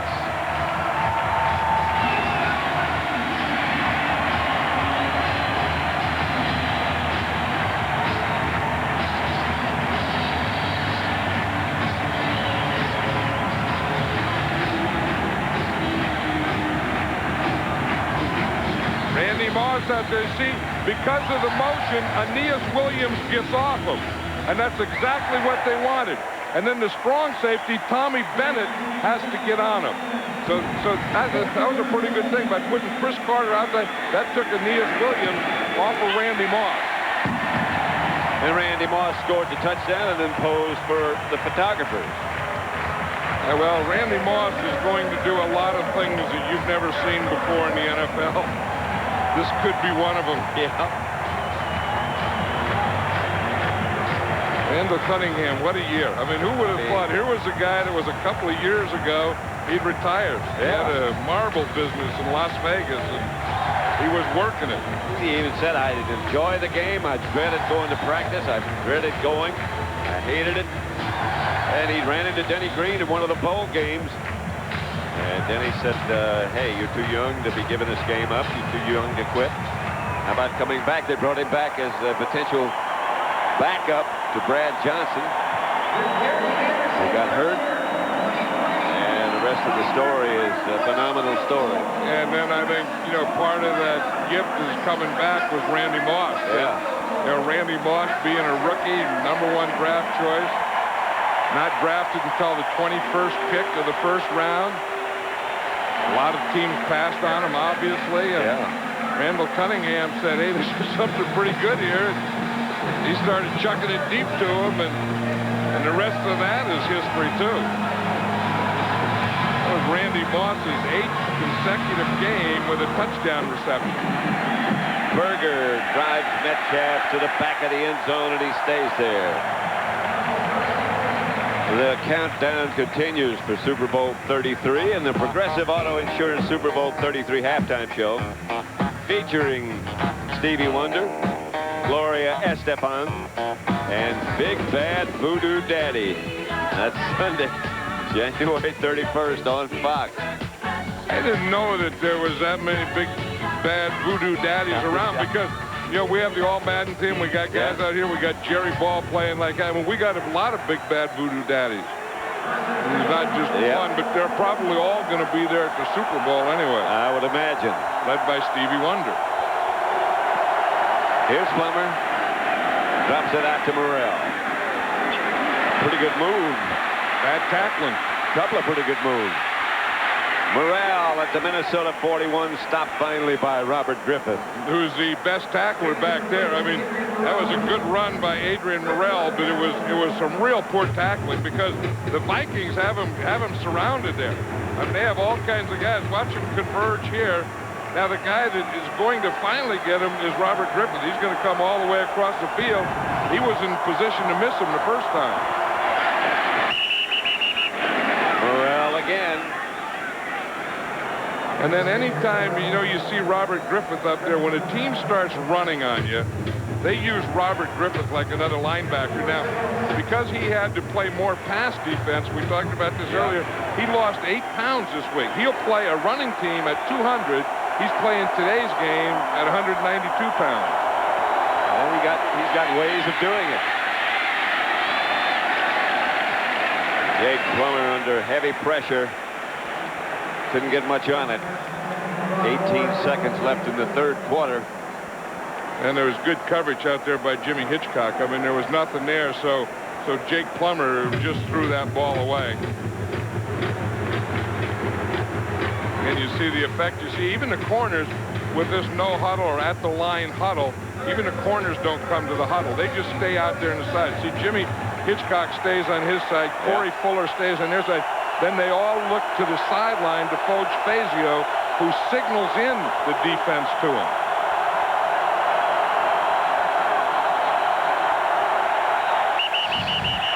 Here comes the flag. You saw the play clock. And you give this one to the crowd. 5-yard penalty, third down. And that's the thing that the Cardinals were talking about before this game is, you know, is the crowd and how you take them out and how you're going to do your snap count, your start count, and all those things.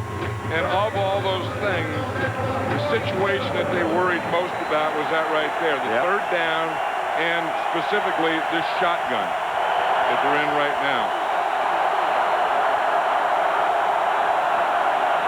Jake. Here comes the blitz. He's going deep. Intended for more, but again, because of the pressure, he couldn't get much on it. And you see the way when you get this crowd, the thing that they decided to do was a silent count. And the silent count is off the center. Now watch, when the center lifts his head, after he lifts his head, they're going to go 1,001. He lifts his head, 1,001, and he snaps the ball. That's their silent count. When his head is down, there's no count. He lifts it, 1,001, ball is snapped.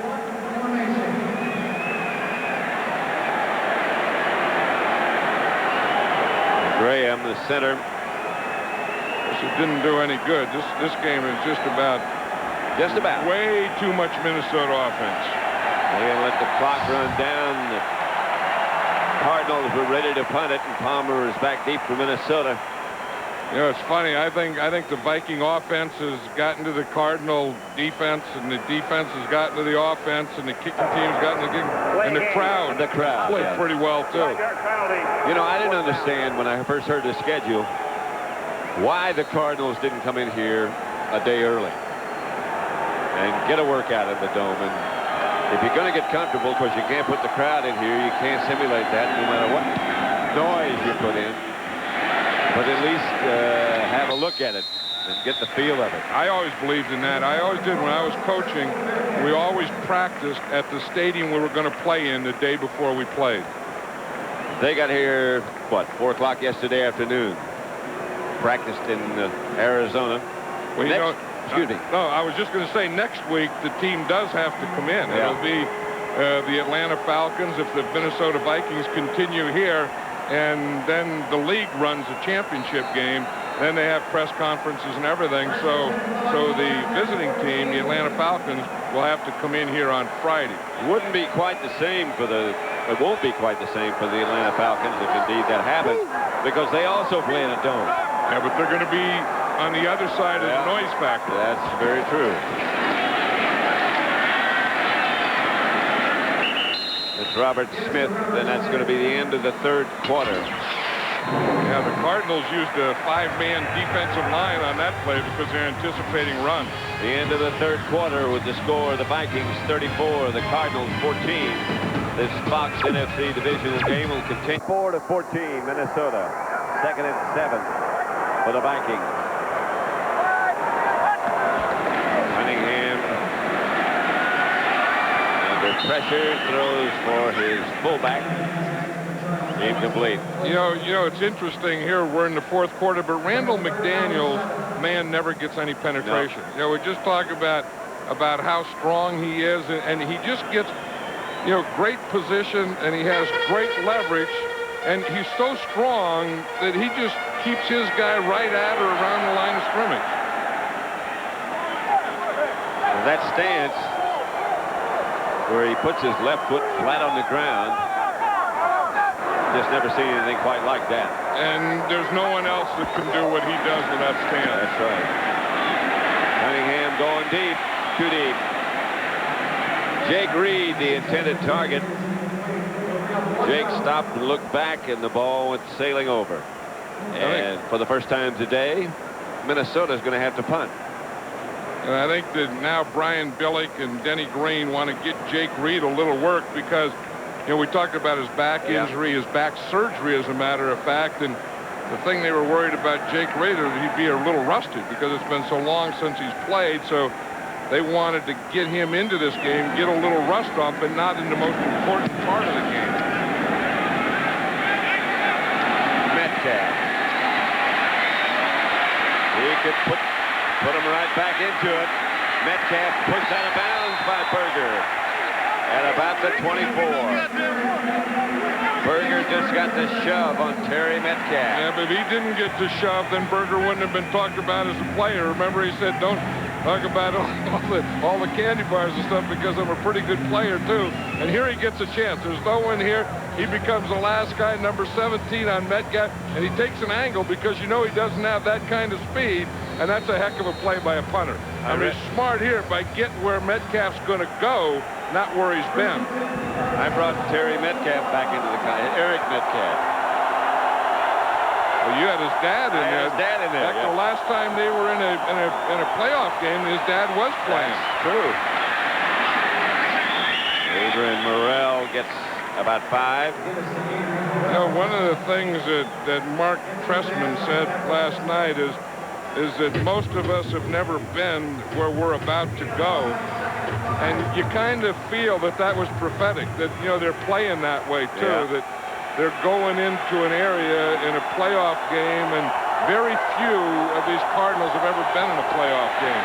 Well, as they said, they were not going to be intimidated, and I think they were a little bit in the beginning. Well, I think they were intimidated by the ease that the Minnesota Viking offense moved the ball and by the crowd. Yeah. But I like this offense. I mean, the Cardinals are, you know, someone asked me if this is just a fluke thing, them being here, if this is just the start of something pretty good. I think for the Cardinals, it's a start of something pretty good because of number 16. And they're young, and they got some speed, too. Burrell tried to cut at about the 8. Robert Griffith made the stop. Yeah, you see, there's Foch Fazio now. He's not using the wristband. He's using hand signals, and again, that's because of the no huddle. I mean, they're giving him huddle, they're giving him no huddle, they're giving him quick huddle, and he's just signaling in, and every player, the defense is not getting in the huddle. They're all looking over at Foch. Sanders and Moore both right. Caught by Moore. Well, how he got that ball off, as you said, he threw it to his right, but did he get a big blitz from his left, including Robert Griffin? Flag on the play. And it's probably hitting the quarterback, but what, did he get a heavy blitz from his left side, his back side, away from the side he was throwing to? There was a jailbreak over there. Personal foul. Roughing the passer. Yep. Number 24 defense. With a forearm to the back of the head. It'll be enforced from the end Number of the play. 24 is Griffith there, and that's what they called. You see that forearm to the back of the head? Sure did. And it was there. Tom White saw that the whole way. And now, while that was happening to Jake Plummer, where he's getting forearm to the back of the head, he still made that throw to the side away from the forearm to the back of the head. First and goal at the 1. Flag on the play. When we talk about the playoff games, 12 teams get into playoffs. Snap. Ball starts. Right guard from the offense. 5 yards. Still first down. Still a first down, but they'll move it back 5 yards. I was just saying 12 teams get into playoffs, and 11 of those teams are going to lose their last game. And that's what brings the intensity of these games up, is the finality of it. You know, you get to a point where time runs out on you, and then frustration sets in because you know the finality. First and goal at the 6. Jake. Under pressure again. Intended for Gedney. Dixon Edwards on the blitz. You know, one of the things that, you know, was so big for the Cardinals and Jake Plummer was his moving to the right or to the left in the bootlegs, and he said they really started taking that away from him by coming hard up the field like Dixon Edwards just did there, and makes him stay in the pocket. You see, you're going to see as he starts to come out here to his right, you see the minute he fakes and turns, there's Dixon Edwards. Yep. And he said before earlier, they wouldn't bring that guy hard away from play action where he could bootleg. Now they're bringing that guy hard. You could tell that he couldn't hear what was coming from the sideline. So this is a Cardinal timeout. They only have one left. Minnesota leads 34-14. Vikings. Plummer on a quick count. Looks in zone, incomplete. Intended for Moore.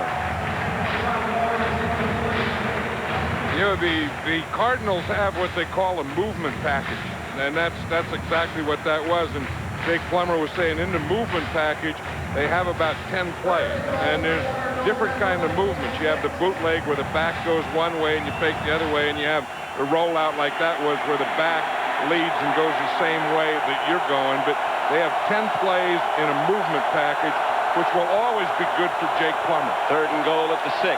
Jake gets his pass just at the left to break. Sanders fumble. The Vikings throw it back there. Sanders was down.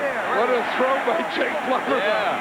Again, that's why they call him the snake. I don't know how many guys can make that play. Brett Favre, maybe. I don't know who else. I mean, he is there, and watch this. They have him, and he's just going to flip that ball. I mean, watch him. He starts back. He almost falls down. He comes up. He throws a jump pass. As the guy's around his knees, and completes it to Frank Sanders.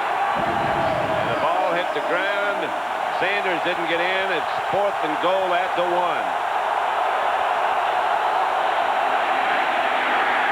Second effort. Bates came close. Touchdown. The official on the side came storming in with his hands in the air. The ball must have broken the plane.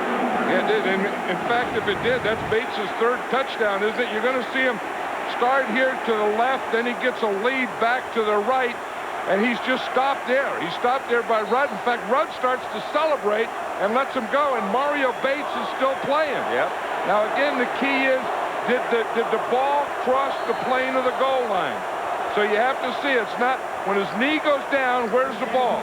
You don't see his knee down yet, and you don't see the ball yet either. But the rule is, maybe from this view, when his knee goes down, where's the ball? Does the ball break the plane?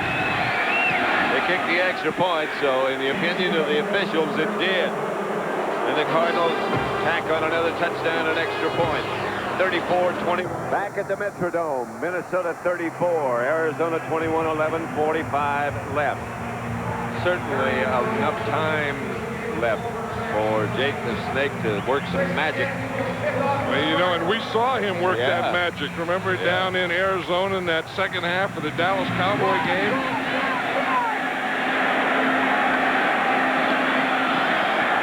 David Palmer.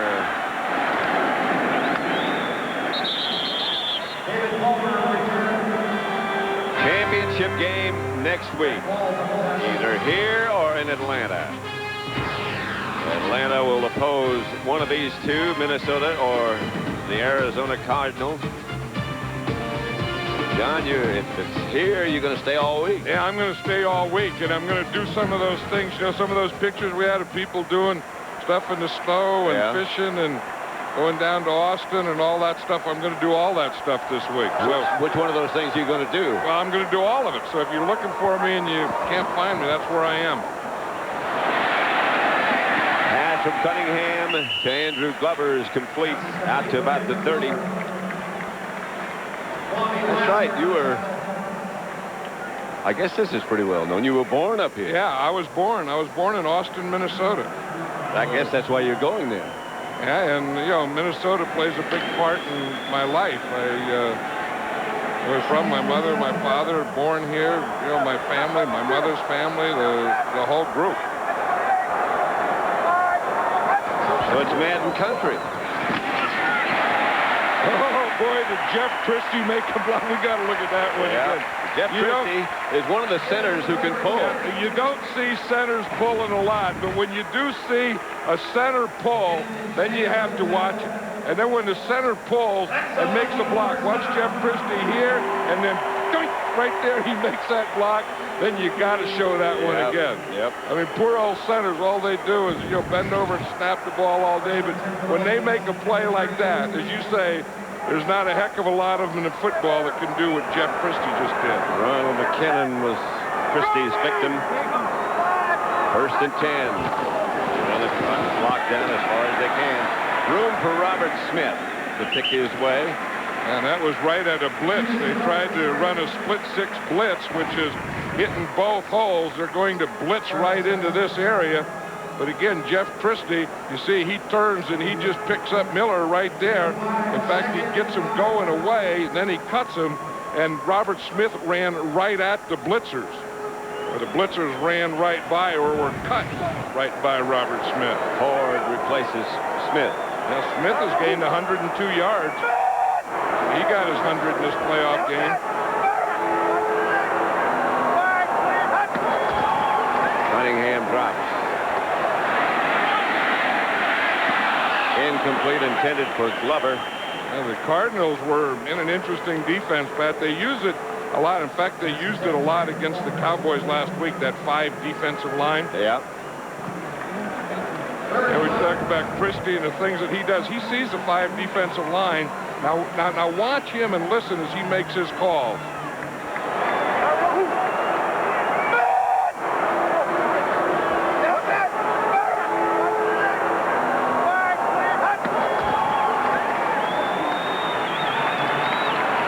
The center does a lot of things. Yeah, well, he saw that 5-man line, so they had to man pass protect, so he was yelling out man.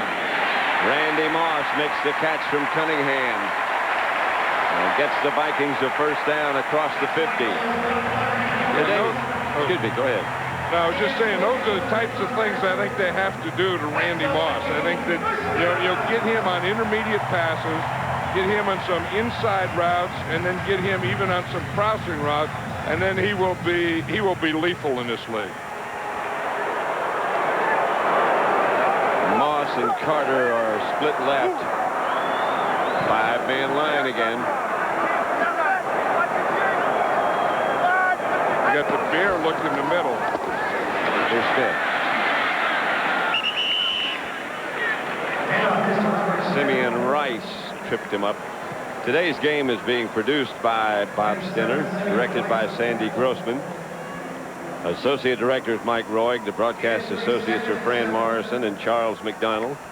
Rich Nelson's our stage manager. Technical producer is Bob Muller. Technical Director Joe Abenda. And we'll get to the rest in just a moment. 2nd and 7.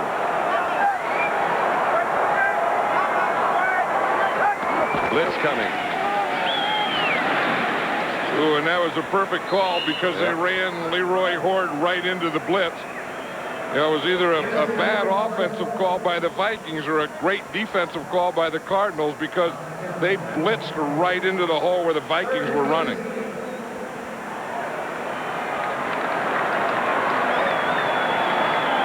Third and 8. Big down for the Cardinals right here. That was Dave McGinnis, who's the defensive coordinator of this Cardinal team, who a lot of people are talking about as maybe someday being a head coach. Yes.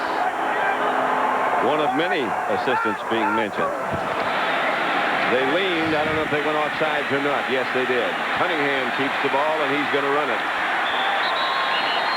He's a little short of the first down. Andre Wadsworth made the tackle, but the flag as the Cardinals jump. Randall Cunningham was saying the other day that if they use a lot of man coverage or blitz, he says, I'm going to have to run because zone, you're watching the quarterback, so it's not a good time for the quarterback to run. Man to man, because you're covering a man, most of the time you will turn your back to the quarterback, so that's the best time for him to run. Randall was saying it looks like these guys are going to play us in a lot of man, so I'm going to be ready to do a lot of running, and he's just done just enough today to keep them effective. Offsides. Defense. Number 97. It's a 5-yard penalty. We'll replay 3rd down. Just continuing with those who are responsible for what you see and what you hear. Technical producers Bob Muller, technical director Joe Abenda, the audio supervisors Fred Aldous. Studio is produced by Scott Ackerson, directed by Bob Levy. Cardinals again showing a blitz. Cunningham retreats, gets the ball to Moss. What a play. Yeah. I mean, that's fun. That's like you do it in the playground. I mean, Randall Cunningham is sprinting out. He's scrambling, and he just throws the ball. Randy Moss just grabs it out of the air. And grab is a perfect term to describe it. Snatch it out of the air. Watch, it just starts out here, and that's a sprint out. Randall Cunningham throws the ball on the run. Now watch on this end. Watch what Randy Moss does. I mean, he just reaches out with both hands and grabs that ball out of there because, you know, this guy, I mean, he is so big, and he's so fast. He runs a 40 in 4.2. And he's also a lot stronger than you think he is. And he's taller than you think he is. And I think he's tall to begin with. Yeah, he's like 6'5". Yeah. I mean, when he gets up, you have to look up to him and say, hello, Mr. Moss. I didn't hear you say that. No, I didn't. 34-21 Minnesota. 1st and 10 Minnesota. With a clock about to be starting again. The handoff is to Robert Smith. You know, David Dixon, the right guard of the Vikings, is so big and strong. I mean, he's over 350 pounds. That when he gets his body on you, I mean, look at those arms and shoulders. I mean, he just got his body on some guy and just put him right on his back. I mean, and that's the side that they run to. And we talk about this offensive line, how they've been doing so well the whole game, but now they're just dominating. I mean, they're hitting guys, and the next thing that hits is the back of their heads. And the helmet doesn't look like it's quite adequate. Either has too much head or not enough helmet. There's Smith again. Cut down by Carl Simpson. And again, that was Randall McDaniel making that hole. You know, when Randall McDaniel was a senior at Arizona State, and they won the Rose Bowl, and he was the MVP, and he was All-American, he was all this, and they had a rally after, and they got him up there to give a speech. You know, and they thought that he was going to say, what was your proudest accomplishment? And he said, you know, that would be about football or blocking or something. He said, the proudest accomplishment that I've had in my life is from kindergarten through high school, I never missed a day of school. That's something to be proud of. Here's Horde making yardage out of what looked to be a loss. and keeping the clock running. They got a rumble going on down there. As if there might have been a fumble. Remember there was a rumble with an umpire and a player? This is the same umpire. Remember that where he just grabbed the guy and just bulldogged him to the ground? Old number 5 Sky. I remember seeing that at a highlight film. Dave McGinnis is saying, what in the heck can we do to stop this offensive machine of these Vikings? They have tried everything, and so have a lot of people. And nobody has, except Tampa Bay, and they kept the ball all the time. That's hard. And you wonder what the Atlanta Falcons are thinking.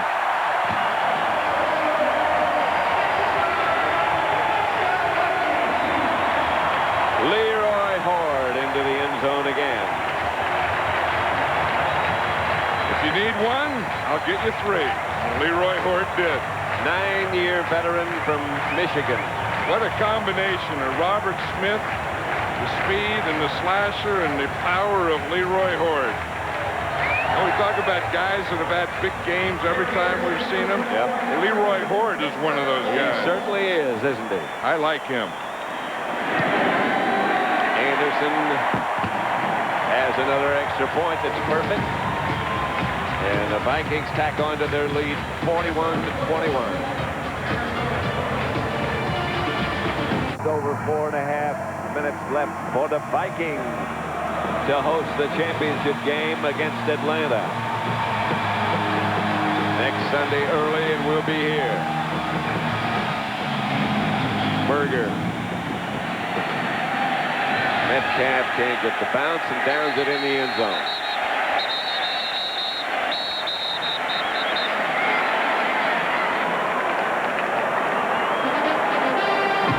Next Sunday, our coverage begins at 11:30 a.m. Eastern Time, 8:30 a.m. Pacific Time. Atlanta against these Vikings. All the home teams won this weekend. And, well, this one's not over yet. But it certainly looks as if those people will capture this title. Well, you know why the right to try to capture the title in the NFC. The reason the home teams win is because the home teams deserve to be home teams by having the best winning record. And in the regular season, they were the better team. And they've got the crowd on their side. And that has become, it seems to me, over the years, a bigger and bigger factor as the fans have become more educated. Yeah, and you just look at this crowd. I was just thinking of that, you know, while we were away there in this crowd, and they were singing and making music and dancing. And this place, to me, was kind of dull over the years, but this has become a very festive place now.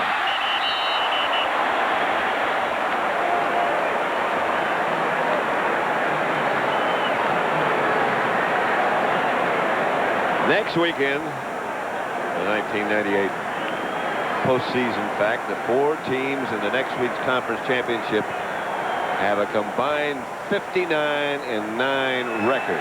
Minnesota with the best, Atlanta with the second best. They'll be here. Denver tied with Atlanta with a 15-2 record, and the Jets 13-4. And that's the way it should be. Oh, good hit. Larry Centers. And this is good hitting weather. You can hear it out. You can hear it from up here. Antonio Banks. But, you know, Pat, you were looking at those records and talking about those teams, and there's a certain purity about that. And that's what makes regular season games so big and so important, that if you win your regular season games, then you're going to be more successful in the playoffs, and you hate to see teams that didn't, that would get in and, you know, and win things. Plummer gets it outside the Centers again, who gets first down. You wonder how Larry Centers, who's been such a good player, solid player for so many years for the Cardinals, finally they get to the playoffs. They beat Dallas last week, the first time they're in the playoffs. And now they're going to be eliminated. And it's got to be just heartbreaking. But as you said, the Cardinals look like a team that are just coming on. Yeah, they're a team on the rise, and the reason is, to me, is, as you said, they have some speed, they have some, you know, young players, they have a good coach and a good staff with Vince Tobin. But to me, the guy is Jake Plummer. I mean, he's the real deal, and Jake Plummer is going to be a superstar in this league. And you talk about the great quarterbacks and so on. He is going to be, or has a heck of a chance to be, one of the next ones. Has such a, as you said earlier, such a great feel for things. He knows how to play the game. Yeah. And the thing I like about him, he has fun playing it, too. Down the middle, Plummer to Sanders.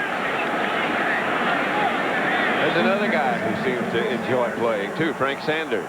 Yeah, he's a good guy, isn't he? Yeah. And you know, you talk about, guys that, have big games whenever you see them. Frank Sanders is one of those guys. There's Aeneas Williams there in the left, and he had a tough job covering Randy Moss, but he did a good job. Randy Moss's touchdown, Aeneas Williams wasn't on him. Moore takes the pass from Plummer. We're about to get the 2-minute warning until he got out of bounds. You wonder what Atlanta is thinking, and they're probably on one hand saying, well, what an offensive machine. I have no idea what we're going to do against that offense. But defensively, they're saying, hey, you can do some things to this team defensively. And, I mean, their defense is your offense. We were talking about the home field and the home team advantage and the home field, the home team winning every game this weekend. The last 10 years in the championship game, that's next week's game, the home team is only 6-4. Here's Plummer. Going to go deep and watch it sail out of the bounds.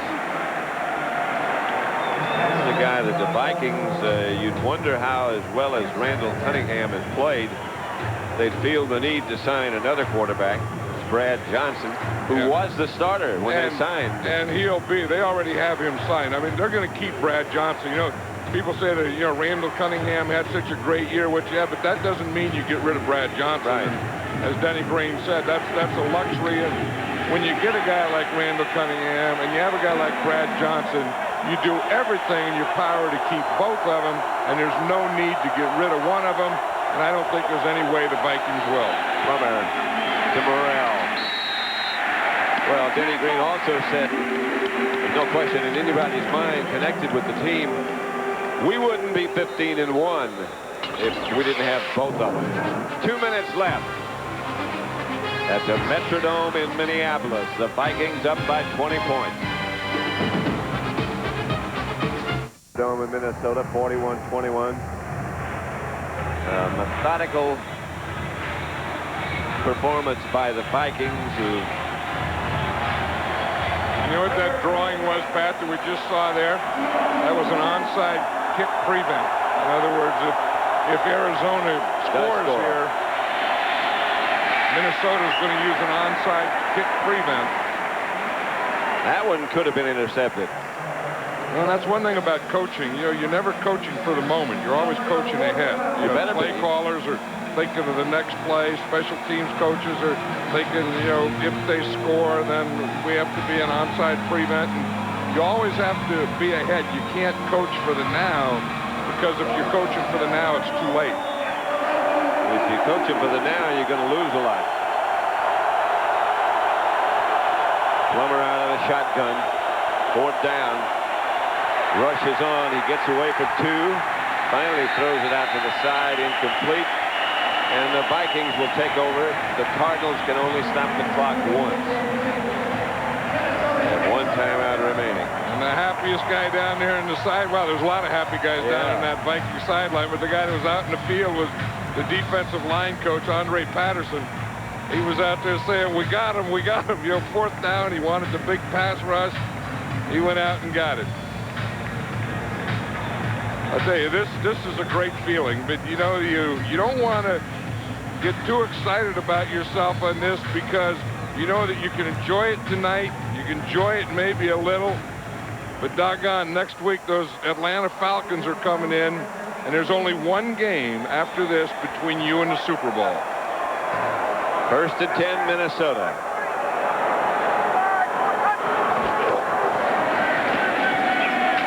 Robert Smith adds to his total. I'll tell you one thing Denny Green's going to do. He's going to keep those guys in there. I mean, he's keeping Randall Cunningham in there, and he has Robert Smith running the ball. He'll bring in Horde now because it's shorter yardage, but There's no way when you get this close, and you're this close to a championship game, you're not going to do anything stupid that's ever going to let it get out of your hands. I think, you know, the time and the score, there's no way it can. But as you're a coach, that old saying, it's never over until it's over, you don't care. You know, someone say, hey, it's over, there's no way. Baloney, it's over. When they shoot that gun off, then it's over. Here's Horde. And he plows for enough for another first down, and that should just about do it. Horde had some moves on that. He had a little swerve on there. Shaking a few things. Yeah, usually he just, boom, he just takes it up there and pounds it in there. Coming up, the Burger King postgame report. J.B. Terry, Howie and Chris, Chuck Smith, the defensive end from Atlanta, Rod Smith, the wide receiver from the Denver Broncos. Interviews with those two. Fox Sports Ticker will bring you up to date on stats. And now all Randall Cunningham has to do is take a knee. They had to get Robert Smith on from this game. Have all the Smiths. Yeah. Denny Green, what a job he's done. Bring on the Dirty Birds. Hey, we ought to go on stage. Yeah, and it's going to be right. It's going to be the NFL on Fox, and we'll be here next week, and can't wait for that one. We're coming back here with interviews from some of the players, some of the participants, Pam Oliver and Ron Pitts down on the field to catch him. In the progression, tell me though, it's got to mean something. It's got to be pretty exciting. Well, it is. I mean, our guys are real sharp. I mean, that's really the key thing. We said that all along. We took good advantage of the time off. We came back. We played very well on this surface, and I think the challenge next week will to continue what we've been doing. But the guys played hard all out. You look at the scoreboard, a bit of a lopsided victory for you. Are you satisfied, though, with the team's play overall? Oh, I thought we played. Yeah, we're always satisfied when we win. We really are. We know this. I mean, the game is not a perfect game, but anytime we win, we're satisfied. But we know that we have a lot more to do, and so that's really what it's all about. We'll go back, and we'll have a regular week next week. We know how to have a countdown. We'll try to finish it right here. Let's look ahead to next week, the Atlanta Falcons. What kind of challenges do they present? Well, great running game. I think anytime you can run in the National Football League, you probably win. We ran the day we won, so I think that's going to be the challenge for us.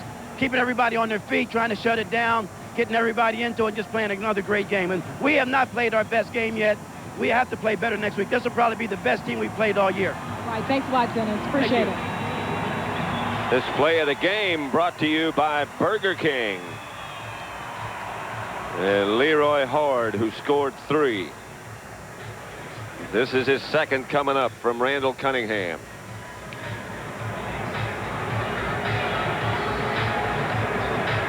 He and the Vikings had a big day. So for John Madden, Pat Summerall saying stick with us. We're going to James Brown in the studio. Brown, and I tell you, for the first time in NFL history, there will be a dome team playing in the Super Bowl. And Terry, again, we talked about that theme. Too many weapons, too many ways to use those weapons for the Minnesota Vikings. You know, it's kind of unusual, too, because we're going to have two teams, Atlanta and Minnesota, who did not play one another during the regular season. We're so used to seeing the 49ers and the Cowboys. And then we have the Jets going to Denver. They didn't play one another this year. But today I thought David Palmer was a surprise weapon out of the backfield, shotgun, running, throwing, catching.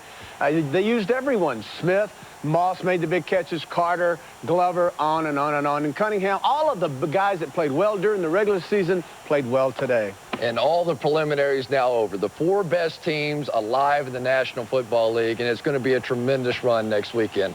You have the Minnesota Vikings. The one team able to beat them was Tampa Bay because of the running game. Jamal Anderson now comes into town. They'll get tested there. On the other side, you have Bill Belichick going against Mike Shanahan, for my money, the best offensive mind against the best defensive mind. It's going to be tremendous next week. And if you're going to advance, if you're the New York Jets and you're going to advance and you're the Minnesota Vikings, you better put on your big boy pads, buckle up your chin strap, and play the run.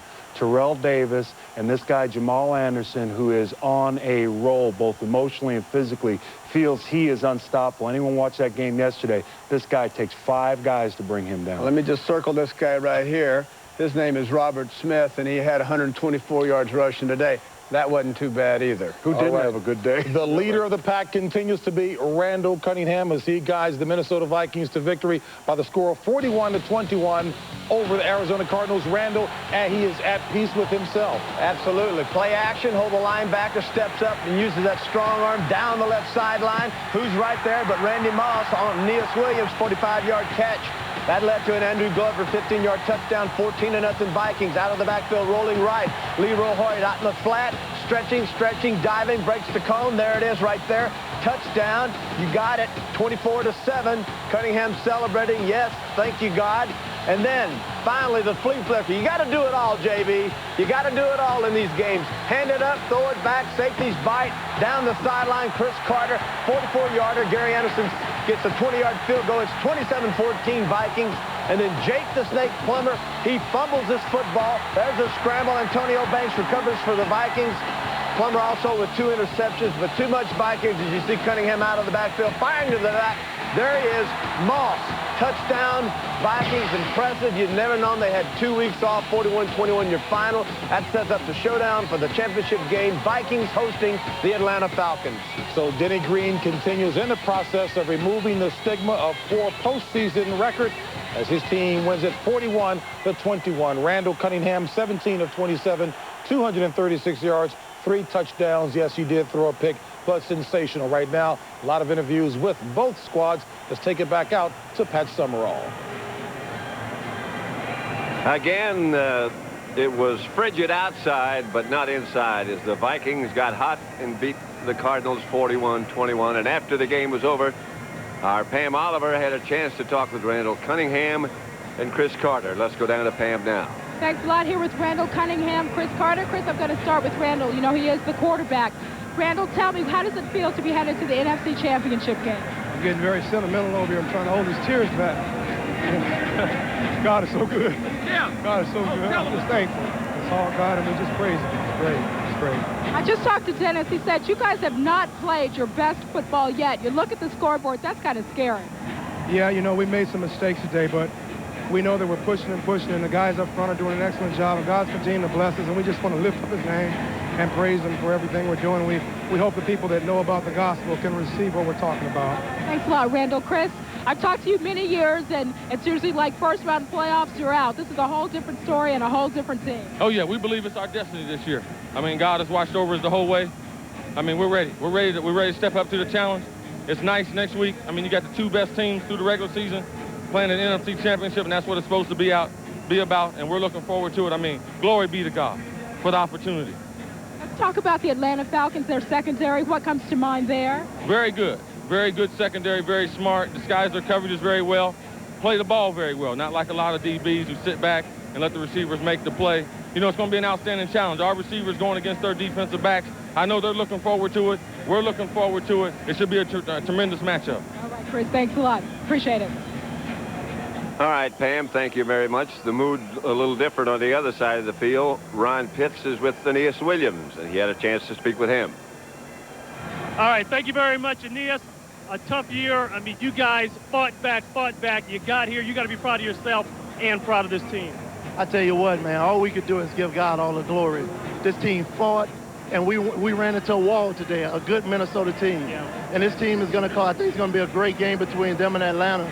And I just praise God that we got out here, kept fighting, and I think this will take us in good momentum into next year. They got a couple on you, but you got a couple too. You had an interception. Now that you've seen this team and all the talk about the firepower, how would you defend them? I tell anybody, the national TV audience, it's like when Mike Tyson was at his peak. He got in the ring, he intimidated a lot of people before he got in there. But when he took a shot and an opponent stayed with him like Evander Holyfield did, you got to take your shots against this team. They're going to take some shots, but you got to keep on swinging. You got to expect a lot for next year. Yes, sir. We're excited, and I just want to say hello to all the people down in New Orleans and the people and the fans of Phoenix. Praise God. All right, thank you very much, Aeneas. Good next year. All right, back up to you guys. All right, Ron, thank you very much. And John Madden, your final thoughts about this game and this team. Well, I think that, you know, the Minnesota Vikings, everything has been great about them this year, and we're going to have a dome team in a Super Bowl. And I think what, you know, Chris Carter was talking about was so true, that there's something great when you play a championship game and you have the two teams that had the best records during the regular season. I mean, these are the two teams that should be there. And it's going to give us a fresh NFC team, too, because the last time the Vikings were in the Super Bowl was 1976. The Atlanta Falcons have never been in a Super Bowl. It'll be great next week, and it'll be great in 3 weeks at the Super Bowl. Back to you, JB. All right, Pat, thank you very much. Next week, indeed, it will be good. And coattailing on the pugilistic reference by Aeneas Williams, this Minnesota team, yes, indeed, they've got weapons in that arsenal. Right cross, uppercut, jab, and the knockout power, indeed. We'll be there next week at the Metrodome hosting that game between Minnesota and the Atlanta Falcons. My guys are on me right now. Hey, folks, we're going to take you to the top of the hour. The other pugilists, they'll be back with us talking about a preview of both championship games, the AFC Championship and the NFC Championship. And up next, live, we'll have conversations with participants, pugilists, if you will, in that one. Rod Smith of the Denver Broncos. He'll talk about his squad as they get set to host the Jets. And Chuck Smith, Howie Long's guy, a defensive end who prides himself in playing against the run and the pass. Back with more after this. Remember coming down the stairs of a morning, the smell of your mama's home-baked cinnamon rolls wafting out of the kitchen, and then walking right... Please, my mother was an investment banker. Well, check out fresh baked Cinny Minis at Burger King. They're the heart of the cinnamon roll that you dip into creamy frosting. Right now, they're just 99 cents. I gotta tell Mom about these as soon as she gets back from Tokyo. Bite-sized Cinny Minis. When you have it your way, it just tastes better. Before you do this or this or this, you want to have this and this and this. You'd be surprised how much of our technology goes into your day. So for this or this or this. We're Siemens. We can do that. My dentist told me about this new gum. It's in the toothpaste style. New Arm & Hammer Dental Care Gum with baking soda reduces unsightly plaque up to 25% for whiter teeth and a healthy, fresher, cleaner mouth. It was in the, toothpaste style. Oh, yeah. Arm & Hammer Dental Care Gum. Toothpaste style. The forecast, plenty of... Because there's 100 little things to take care of in the morning, 2 of which are hungry. Introducing Kellogg's Breakfast